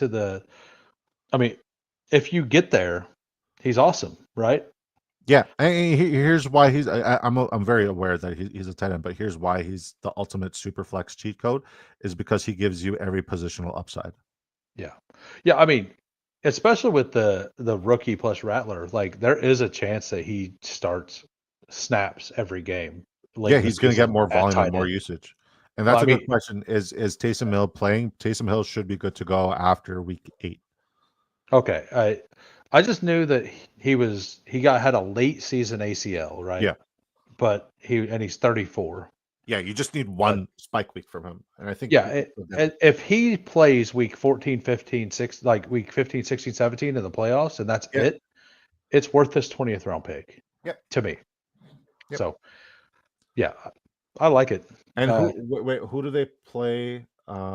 They play the Titans week 17. Titans, which is the 4th most advantageous run defense to play against based off the BD algo. Elijah Arroyo is available though. I do like him. Week 8, we don't have any week 8 tight end conundrums. We're good. Yeah, Elijah's worth the dart throw. Yeah, Taysom Hill's just like all upside, no floor.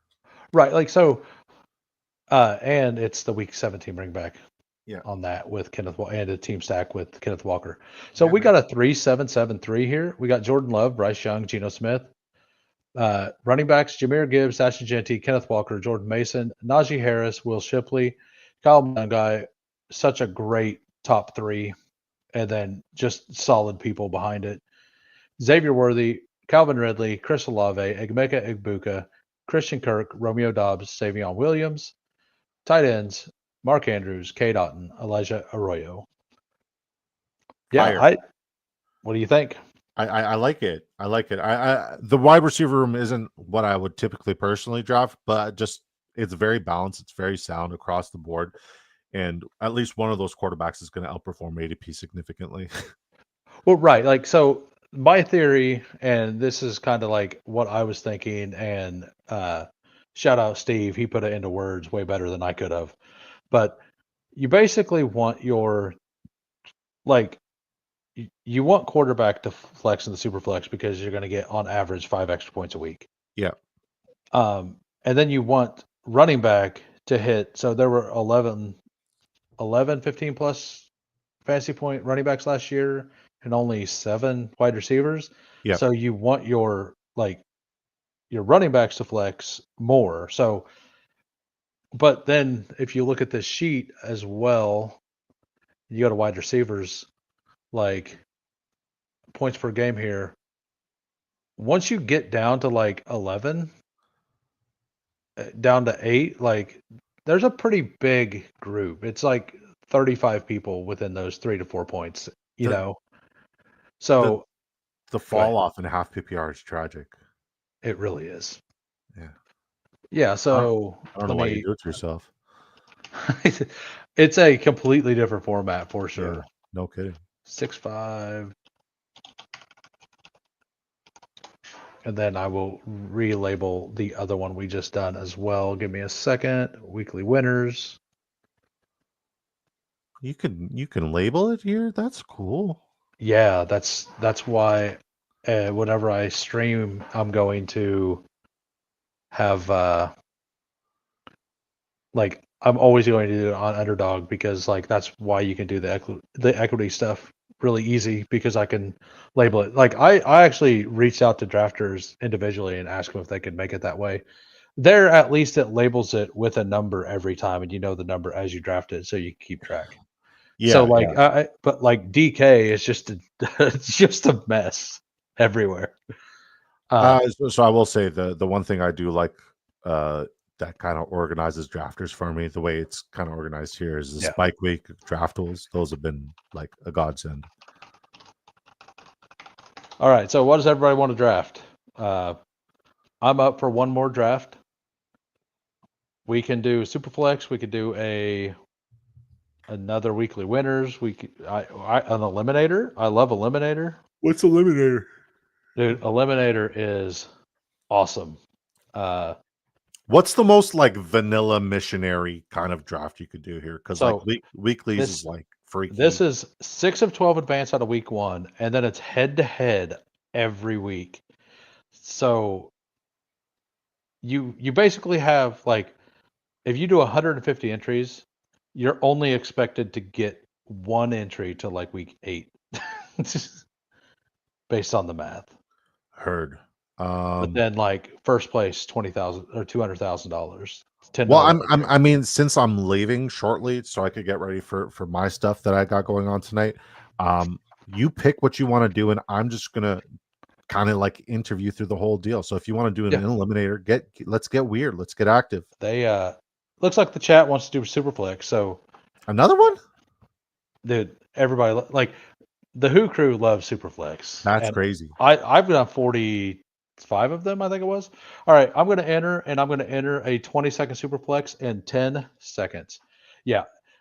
By the way, Quill, she went back and watched the video and she like so she was asking about like she entered a slow and was asking for advice. And I had her watch that, and she said that she liked the content that Steve put out.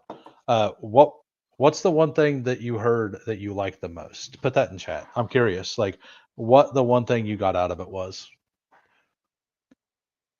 Because like I think we did a very good job explaining through Superflex, Steve and I. Nice. Yeah, so like Superflex is definitely something that I don't love, but I got a lot of exposure to it over the 24-hour stream. Like Oh yeah, I was going on then. I did way too many Superflexes that night. Brought Just was like constantly messaging me because he'd already maxed the other one. He's like, yeah, "Hey, do Superflex with him." I'm like, "Dude, I'm I've done so many drafts. I did 62 drafts for that 24-hour stream, like between the main and the superflex. Six. 60. We had like multiple, like it was kind of like crank, right? Because I was just falling asleep. So I just queued up in like 4 or 5 different drafts and just was trying to like make different picks left, right, and center. It was rough. All right, if you're in here and I don't know your username, let me know. Draft dude, is that Devin? Maybe. Uh, I've seen him before. I know Sladen. He's got the 11 hole. We got the 6. There's a 50-50 chance that we get a quarterback. So there is that. You got OK. Who imposter in 3 slot? Who's your manager? Who's your manager? Yeah, he got the who tag. Get 3 quarterbacks in the first 5 rounds. Yep.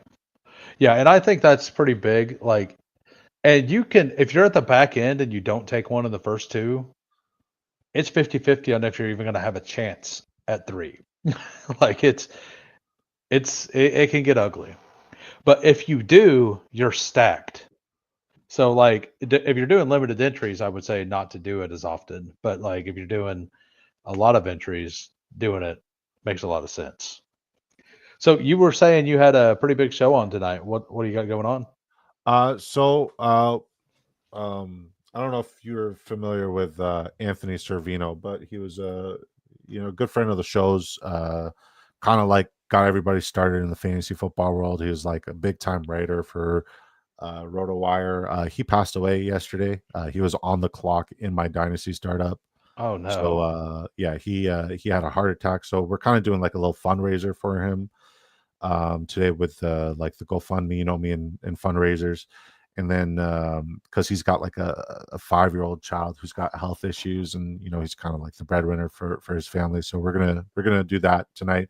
But we also have the folks from the Spike Week fam coming in, and we bring the Spike Week guys every single year, and they just show off their tools, where they improve and whatnot. And it's just like, if you have the capital and the wallet to invest in the invest in these best ball tournaments and max them out. I think draft tools in general, especially Spike Weeks, whether it be Underdog, DraftKings, or Drafters, where I draft, it's probably the best way to make sure that you're getting your ROI and you're maxing the amount of money that you get back at the end of the season. I think Spike Week is the only one that is active on all 3 platforms, but I could be wrong. Yeah, I think so too. I don't know of anyone else. And Spike Week's incredible. And it's the only one you can use from Mozilla, which I prefer Mozilla to, but I've switched to Chrome because of StreamYard.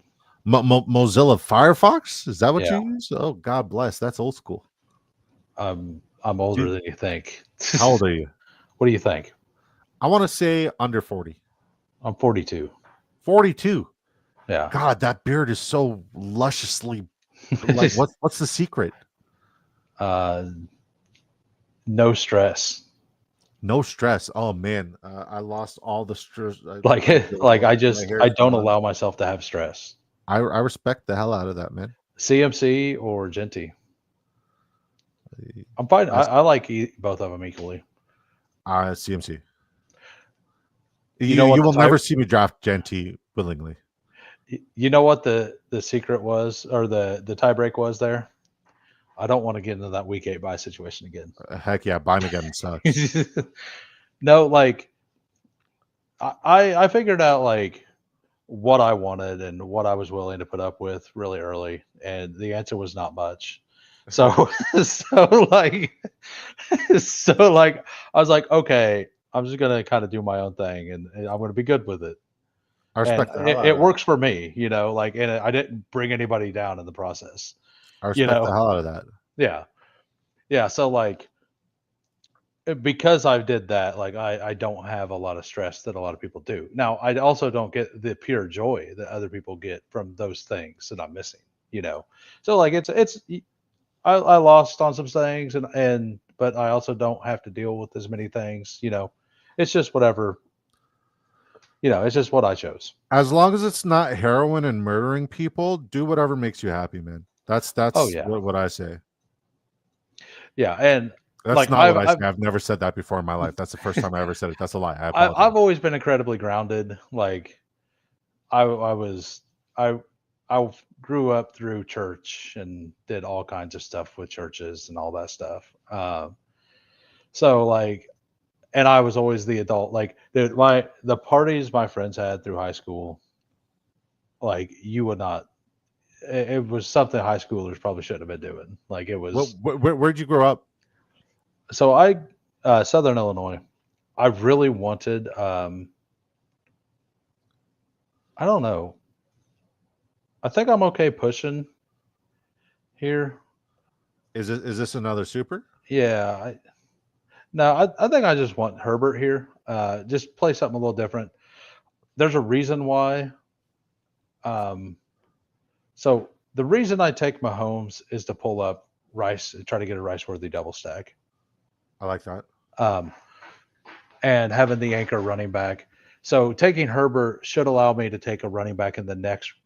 And then, like, I might only go two quarterbacks. I don't recommend to ever go two quarterbacks, but I think you need some of them in your portfolio if you're going to max. So, You like, know, how bullish are you that we're going to see Milrow at some point down the stretch this year? I put it at like 75%. I'm at 100%. So, if you're that bullish on Milrow, I mean, I have like 25% Milrow or something, but like in this, but something else like Tyler. So Tyler Shuck in this goes in round 6, and Spencer Rattler every draft goes in around 19 or 20, and sometimes he doesn't go drafted. So I just take if I take Shuck, I just pull Rattler up to 18 and just have a spot, and I get I get an extra skill position player, I don't and hate that. I give up a roster spot, but like I get another stud to do that. I don't hate that. Hey man, you got your shit figured out. You got your plan. You got what you got, and I'm glad that you got me on your show. It's a absolute privilege and an honor to I, be here in front of you. And who nation is who? What are you, a freaking owl? yeah, Name that movie. Appreciate you, Who Hames. I love you, man. I got a jet. Got to get ready for my show. Keep rocking out. Keep growing. Keep spreading these positive vibes. And once again, man, it was an honor to come on, and I'd love to no, come on I had whenever a else. really good time. Like our takes aren't really in line, but like that's fine. Like we got it to work. I think we built really good teams together. So hopefully one of them cashes, like win something. At the end of the day, man, the best kind of shows I realized in my time doing this is the ones where you disagree a lot and there's a Yeah. lot of pushback.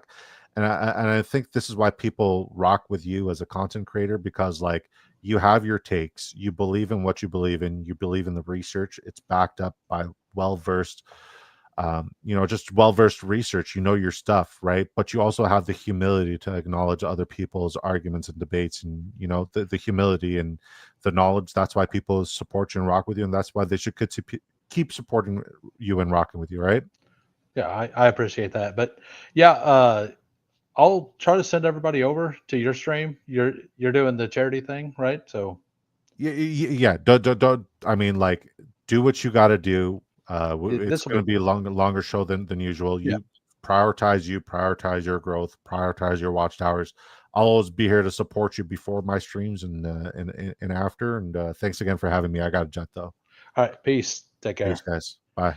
Yeah, if any of you are not subscribed to Big Draft Energy, or if you liked his stuff, go over there, give him a follow. All of his details are in the description. I had a good time, and hopefully some of you also enjoyed. So I'll take both of these are the bye weeks. So if both of these having the same bye week as my other guy, I prefer I actually prefer Cam Ward, but I generally just take Cam Ward and I don't have very much to it. So this team, I'll do something a little different here. And Rashee Rice went the pick before me. That's what I wanted to do. Plans foiled. Absolutely foiled. All right, so now I'll be able to actually interact a little better. because I wasn't interacting that great, and sorry about that. I was reading everybody's chat and everything, but like it was definitely not the solo stream atmosphere.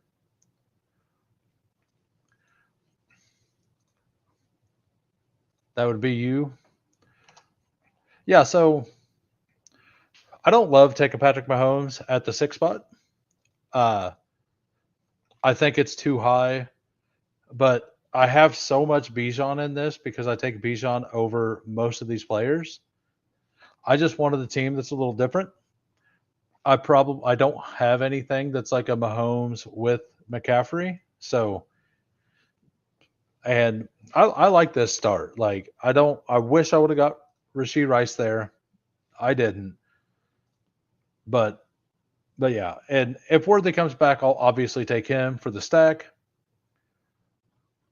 So DJ Quill, are you only able to do slows? Like, and I'm surprised only one guy got in here, Sladen. Sounded like everybody wanted to do Superflex, but maybe everybody's just playing Secret Agent. Who can you go over your weekly winners team you drafted? I will absolutely do that when this draft's over, sir. Yeah, we so it ended up being it was going to be a solo Kyler Trey McBride, but we had an NFC South stack, and we had Tedero McMillan and Bryce Young fell into our lap, and like every wide receiver that is the number one from that division happened to fall right into our laps, perfectly correlated. So that's what we did. Man, Xavier Worthy over James Cook in this feels wrong, but I do want my stack, so I'm going to go ahead and secure this right now. Hopefully, one of the running backs I like anything down to David Montgomery, I think is a tier. So by definition, like I'm going to get one of those guys. So I'll take my stack in that situation. How many 2 quarterback teams do you have? I have one, but it takes a lot of time. But a lot of the time I take a good backup. I pick 20. Yeah, like that's usually what I do if I take a 2 quarterback team is I take somebody who may start, or I usually take 2 backups, like round 19 and 20, if I'm only going 2.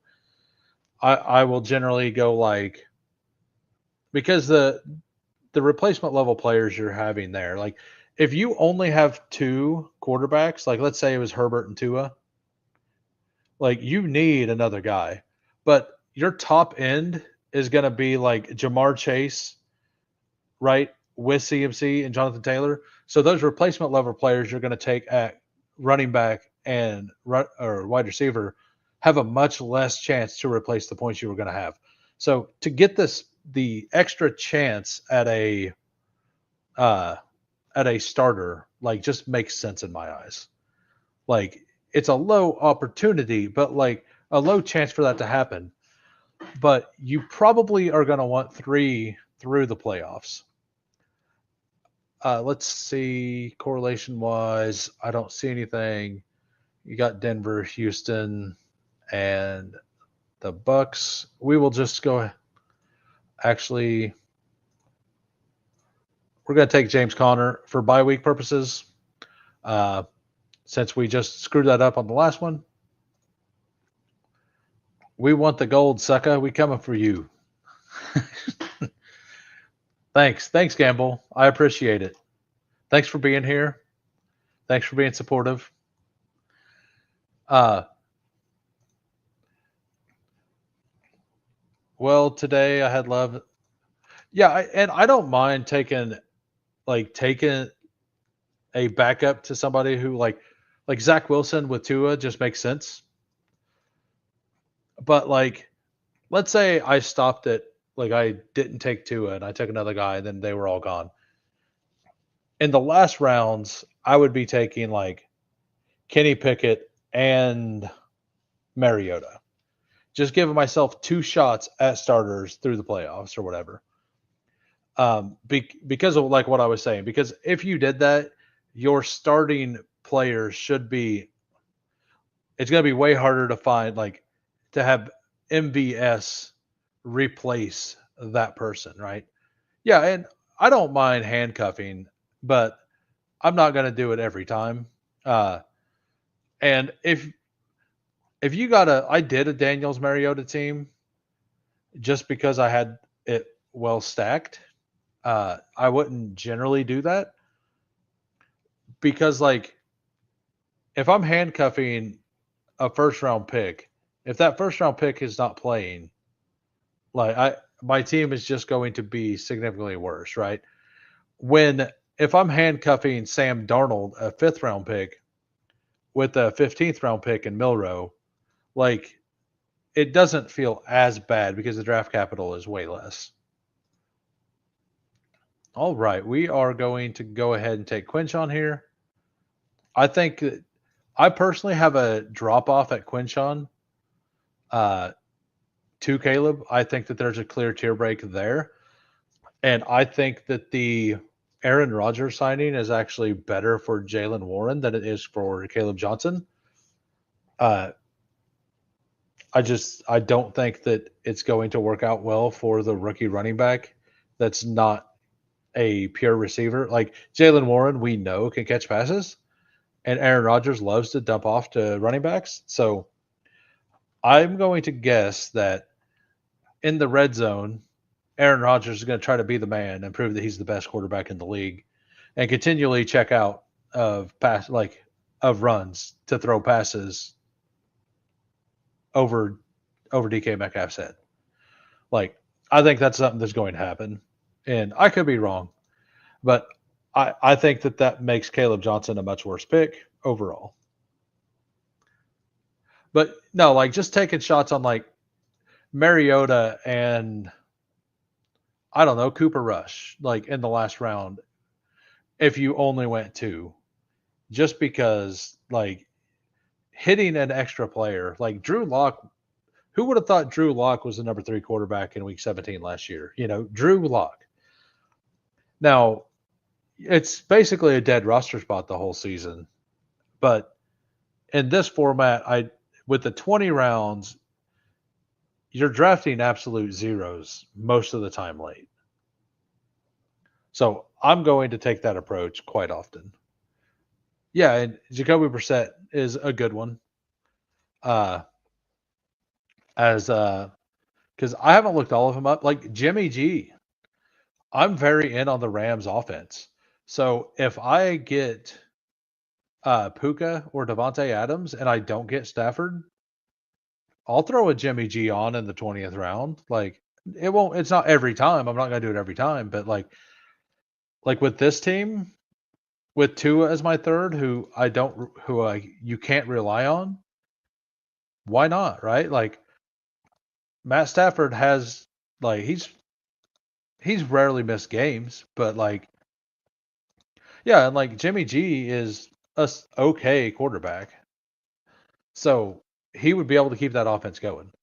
I just think that if you took Jamar Chase and then McCaffrey, then Herbert, then Taylor, then Tua, you're gonna want two more like, you're gonna want shots at guys at the end. Like, I might even go 5, like, just throwing darts at the end. I don't know. Maybe it's bad, but that's what I've been tended to do, and I've not loved it whenever I have done that. So I've tended to just take the 3 early. And yes, I don't get the BP teams that Tyler was going on and on about, but I've built some teams that I think could absolutely contend with that. Like, I got a Nico fall all the way to pick 46. The team Steve and I built where we got Kyler, like, we had what was it? Was it Jalen Hurts, Kyler, and then Bo Nix fell all the way back. And then on the way back around, Chase Brown was there for the bring back for Kyler, and then Trey McBride made it back for a stack in that game. So, like, I think that's just as strong as Jamar Chase, Justin Jefferson, BTJ with only 2 quarterbacks, you know? All right. So Our build here, 3-4-2-0. I do love Ricky Pearsall.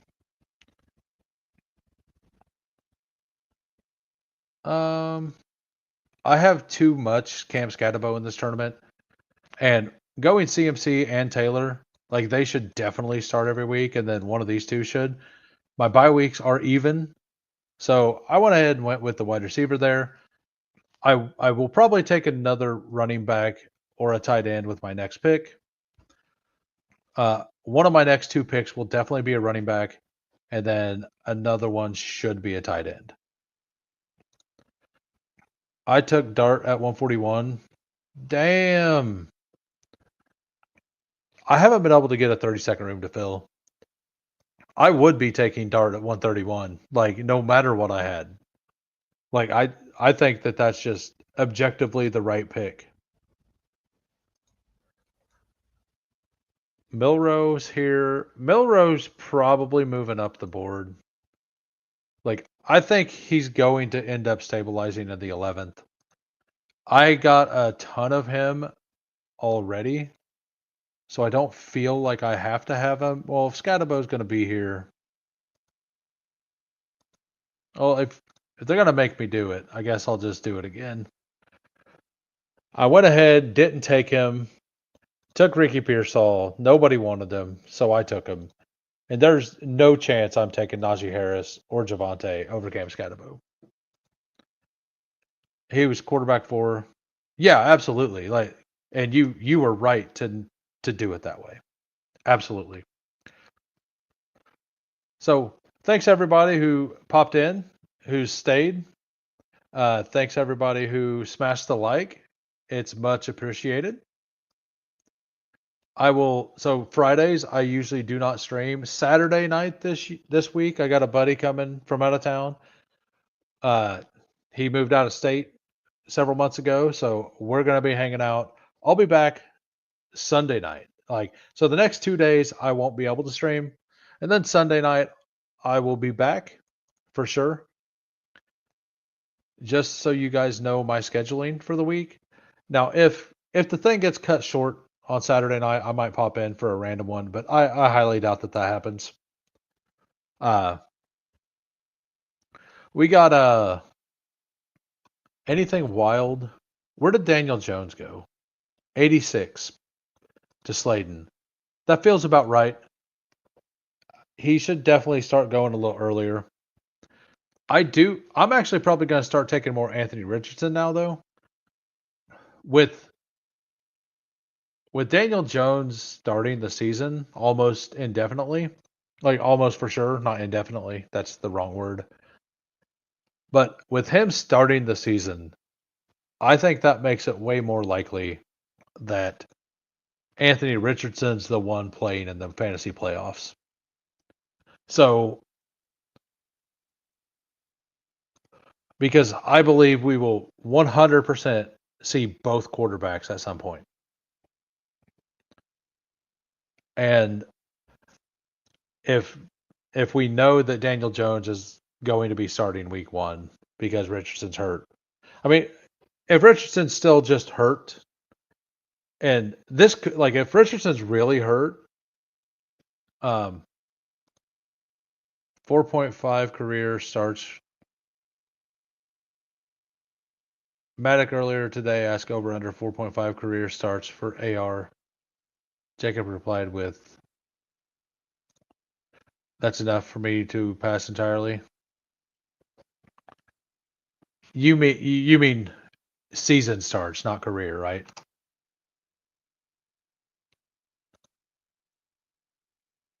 Because he's already got 4.5 career starts. Unless he only has 4 games. I'm pretty sure he's got more than that. I mean, I'm taking this guy. Career, huh? Does he only have 4 starts right now? Let me look that up.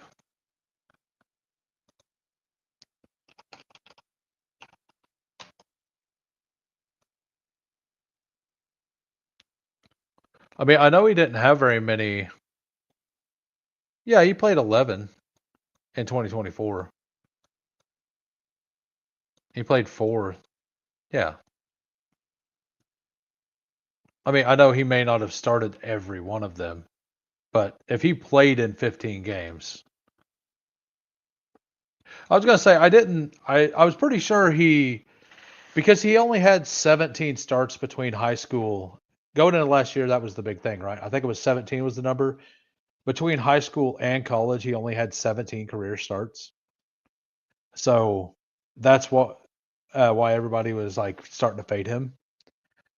I I would say that like he's not he might not hit that number. Now this week or this year, I don't know. I still think that Richardson's going to get in there and get a shot if his shoulder ends up being healthy at some point. And I think that do I think Daniel Jones is going to go in there and make him a 10-win, 12-win team? Not really. That isn't on my bingo card. I'm not sure if it's on your bingo card, but if it is, good luck. I wish you the best.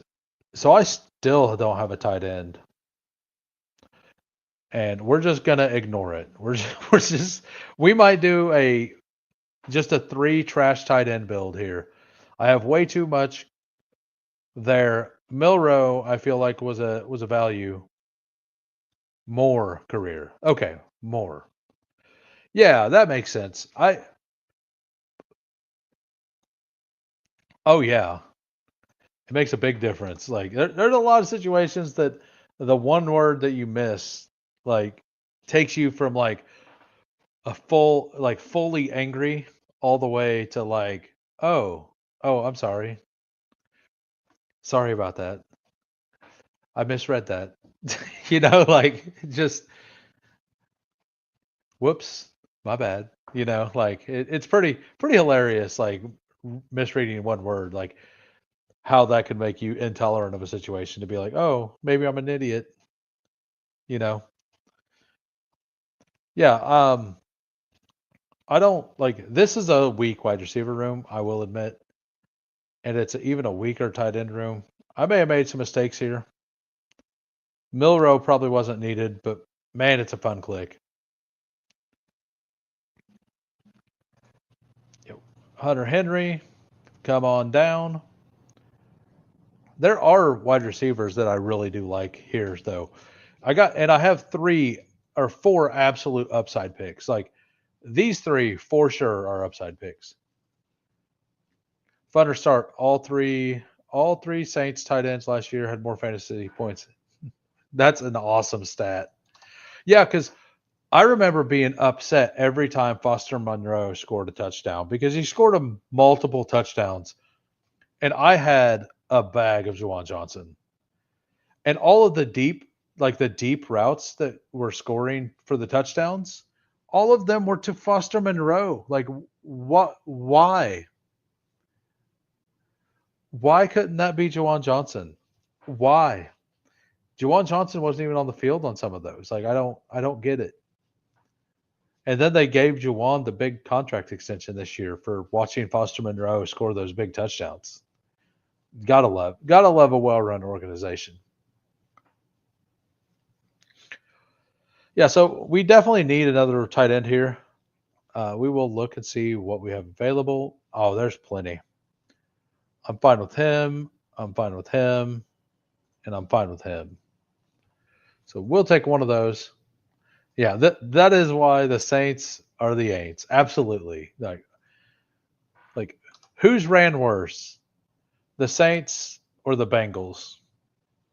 Like the Bengals have no problem finding talent. They just have no idea how to manage it. Like we will make that a poll. Give me a minute. So it's a very split poll. 31 votes. Aaron Rodgers, 52% thinks yes, 48% think no.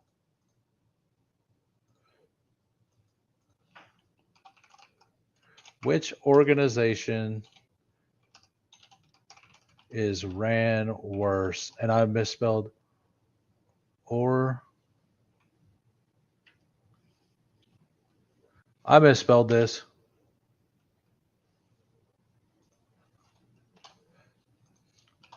Saints. I'm probably on the clock. I don't care. Bengals. Sorry, everybody. I should have scrolled down. I was too busy being stupid. All right, so I think we all know who I'm going to draft if they're available. We got Mason Taylor, Hunter Henry. I mean, I feel fine with that. I feel very fine with. Let's look at my bye weeks here. So Pat Bryant actually fills out the bye weeks better than Darius Slayton. Darius Slayton was a slightly better pick, but the bye week thing made me take Pat Bryant. We got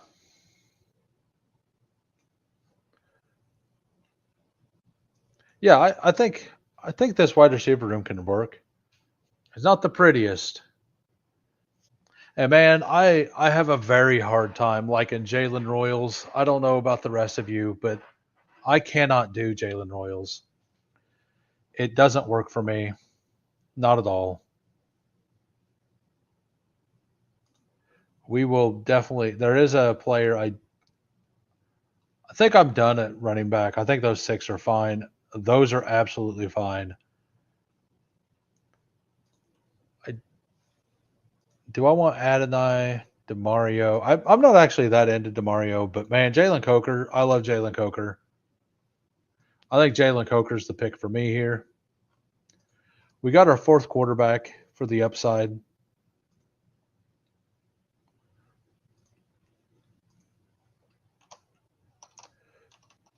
Hey, if you're just here and you are enjoying the content, go ahead and smash the sub and the like for me. I would massively appreciate it. Yeah, and Aaron, we will definitely don't let me forget to go over the weekly winners team, by the way. I think we got some pretty decent value for it, so let me know. Never Royal Cokers. Bengals, the Saints won a championship more recently. Yeah, I mean, the Bengals got there, right? And just because you get to the championship doesn't mean you ran your organization right. It means you hit on some things. Like what they've done since then, not been great. And I mean, to be fair, I'm 100% on the Saints being the worst ran. Like the Bengals just make some bad player. Like they're upsetting some players right now. That's it. I don't really think it's that close. All right, so we're gonna go ahead and lock up my boy Tyler Conklin with this next pick. Get the Justin Herbert correlation. I haven't really looked at I got the Pat Bryant bring back, by the way, and I don't have any bucks. So with the last round pick, I mean, I'm probably gonna go MVS. Probably MVS if he's available, because of Mahomes or because of Jalen Milroe. I mean, if Brashard Smith makes it back, though, I will absolutely take Brashard Smith to pair up with Mahomes. Sorry, Thad, I am Brashard Smith over Elijah Mitchell. The Browns are not ran well. Yeah. I just threw the first 2 names that popped up. The Browns probably would have been a better bet. Yes, mail in for the Browns too. Yeah, I was just trying to throw something up there real quick. I think that is the right them versus the Saints is probably a closer call, honestly. All right, so we do MVS.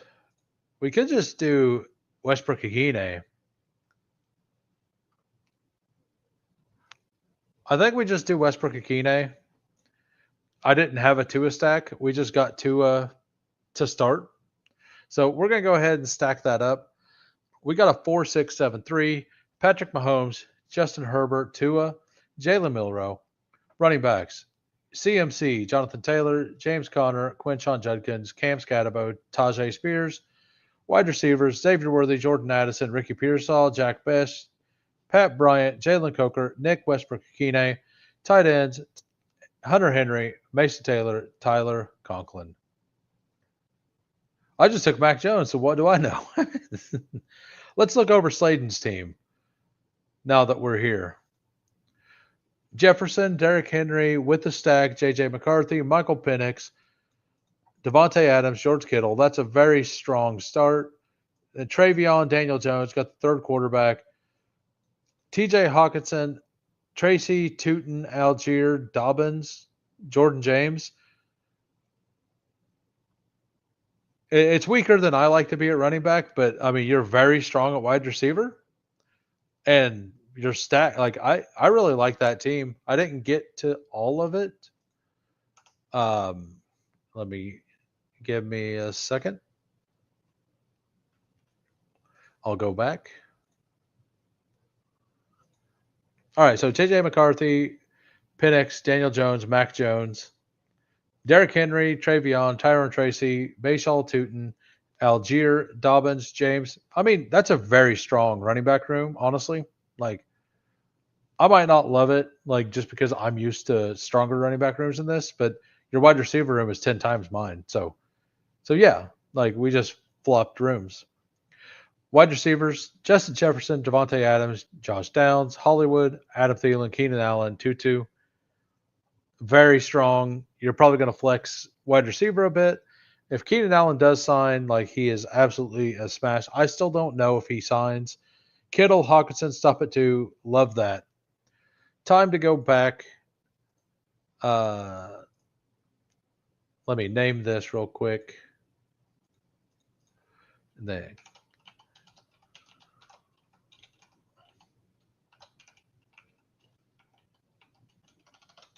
And then we will go to the weekly winners draft. So the weekly winners draft. So his goal was to target NFC South passing attacks and rushing attacks because of how bad the defenses were. We went in with the plan to do that. That's like we kind of discussed it. So the team was a 2-7-8-1. Kyler Murray, Bryce Young. Running backs, CMC, Breece Hall, Jordan Mason, Charbonnet, Tootin, Rashad White, Will Shipley. I feel pretty good about this room. Like CMC, if he's running back one, or Breece Hall in a week, and another one of these guys is like any of these guys could be like top 5. Like that might be good enough if the points are close. The wide receivers, Drake London. He wanted Drake over Malik Neighbors because of that. I would never make that decision myself. But we went ahead and did that for the theme, and it was fantastic because it worked out. Drake London, Tet McMillan, Chris Godwin, Chris Olave at pick 90, and then Steph Diggs at 114. So we got Chris Olave, like possibly the number one option in every NFC South team with the Bryce Young correlation. And then we got Pat Bryant for upside. Keenan Allen is rumored to go to Arizona, as what he was saying. And he personally loves Demario Douglas. That'll probably be the last time I click him in weekly winners. But hopefully that wins me money. That'd be awesome. And then Trey McBride at 31 with Kyler. So I feel really good about this. Like getting the entire division stacked and passing on Neighbors to do so doesn't actually feel that bad when the finished product happened with Olave falling. So not only did Olave fall, but then Diggs fell to 114. Like, was planning on going one quarterback, but we had the entire division stacked, and we have Charbonnet also. So the Bryce Young made sense to pair with the top target with Tet to go along because we got so much value anyway. Why not an extra shot? But we went ahead and stopped with the one tight end and Trey McBride. I like this. I think it's a really good team. I think we worked well together. What do you think, Aaron Sandy? Yeah, I liked it. I'm definitely going to do more weekly winners. I have not done as much as I've been wanting to, but this draft made me want to do more. I ain't going to lie. The room felt good. But yeah, anyway, thanks everybody for coming out. Hope you all enjoyed the content. If you are not subscribed to Big Draft Energy, go over there, give him a sub, watch his content. Like he said earlier, he's doing the a charity thing for a friend of his tonight. So if you care about that, go to over there. At least, at minimum, chill with them and hang out. Good vibes. Peace, everybody.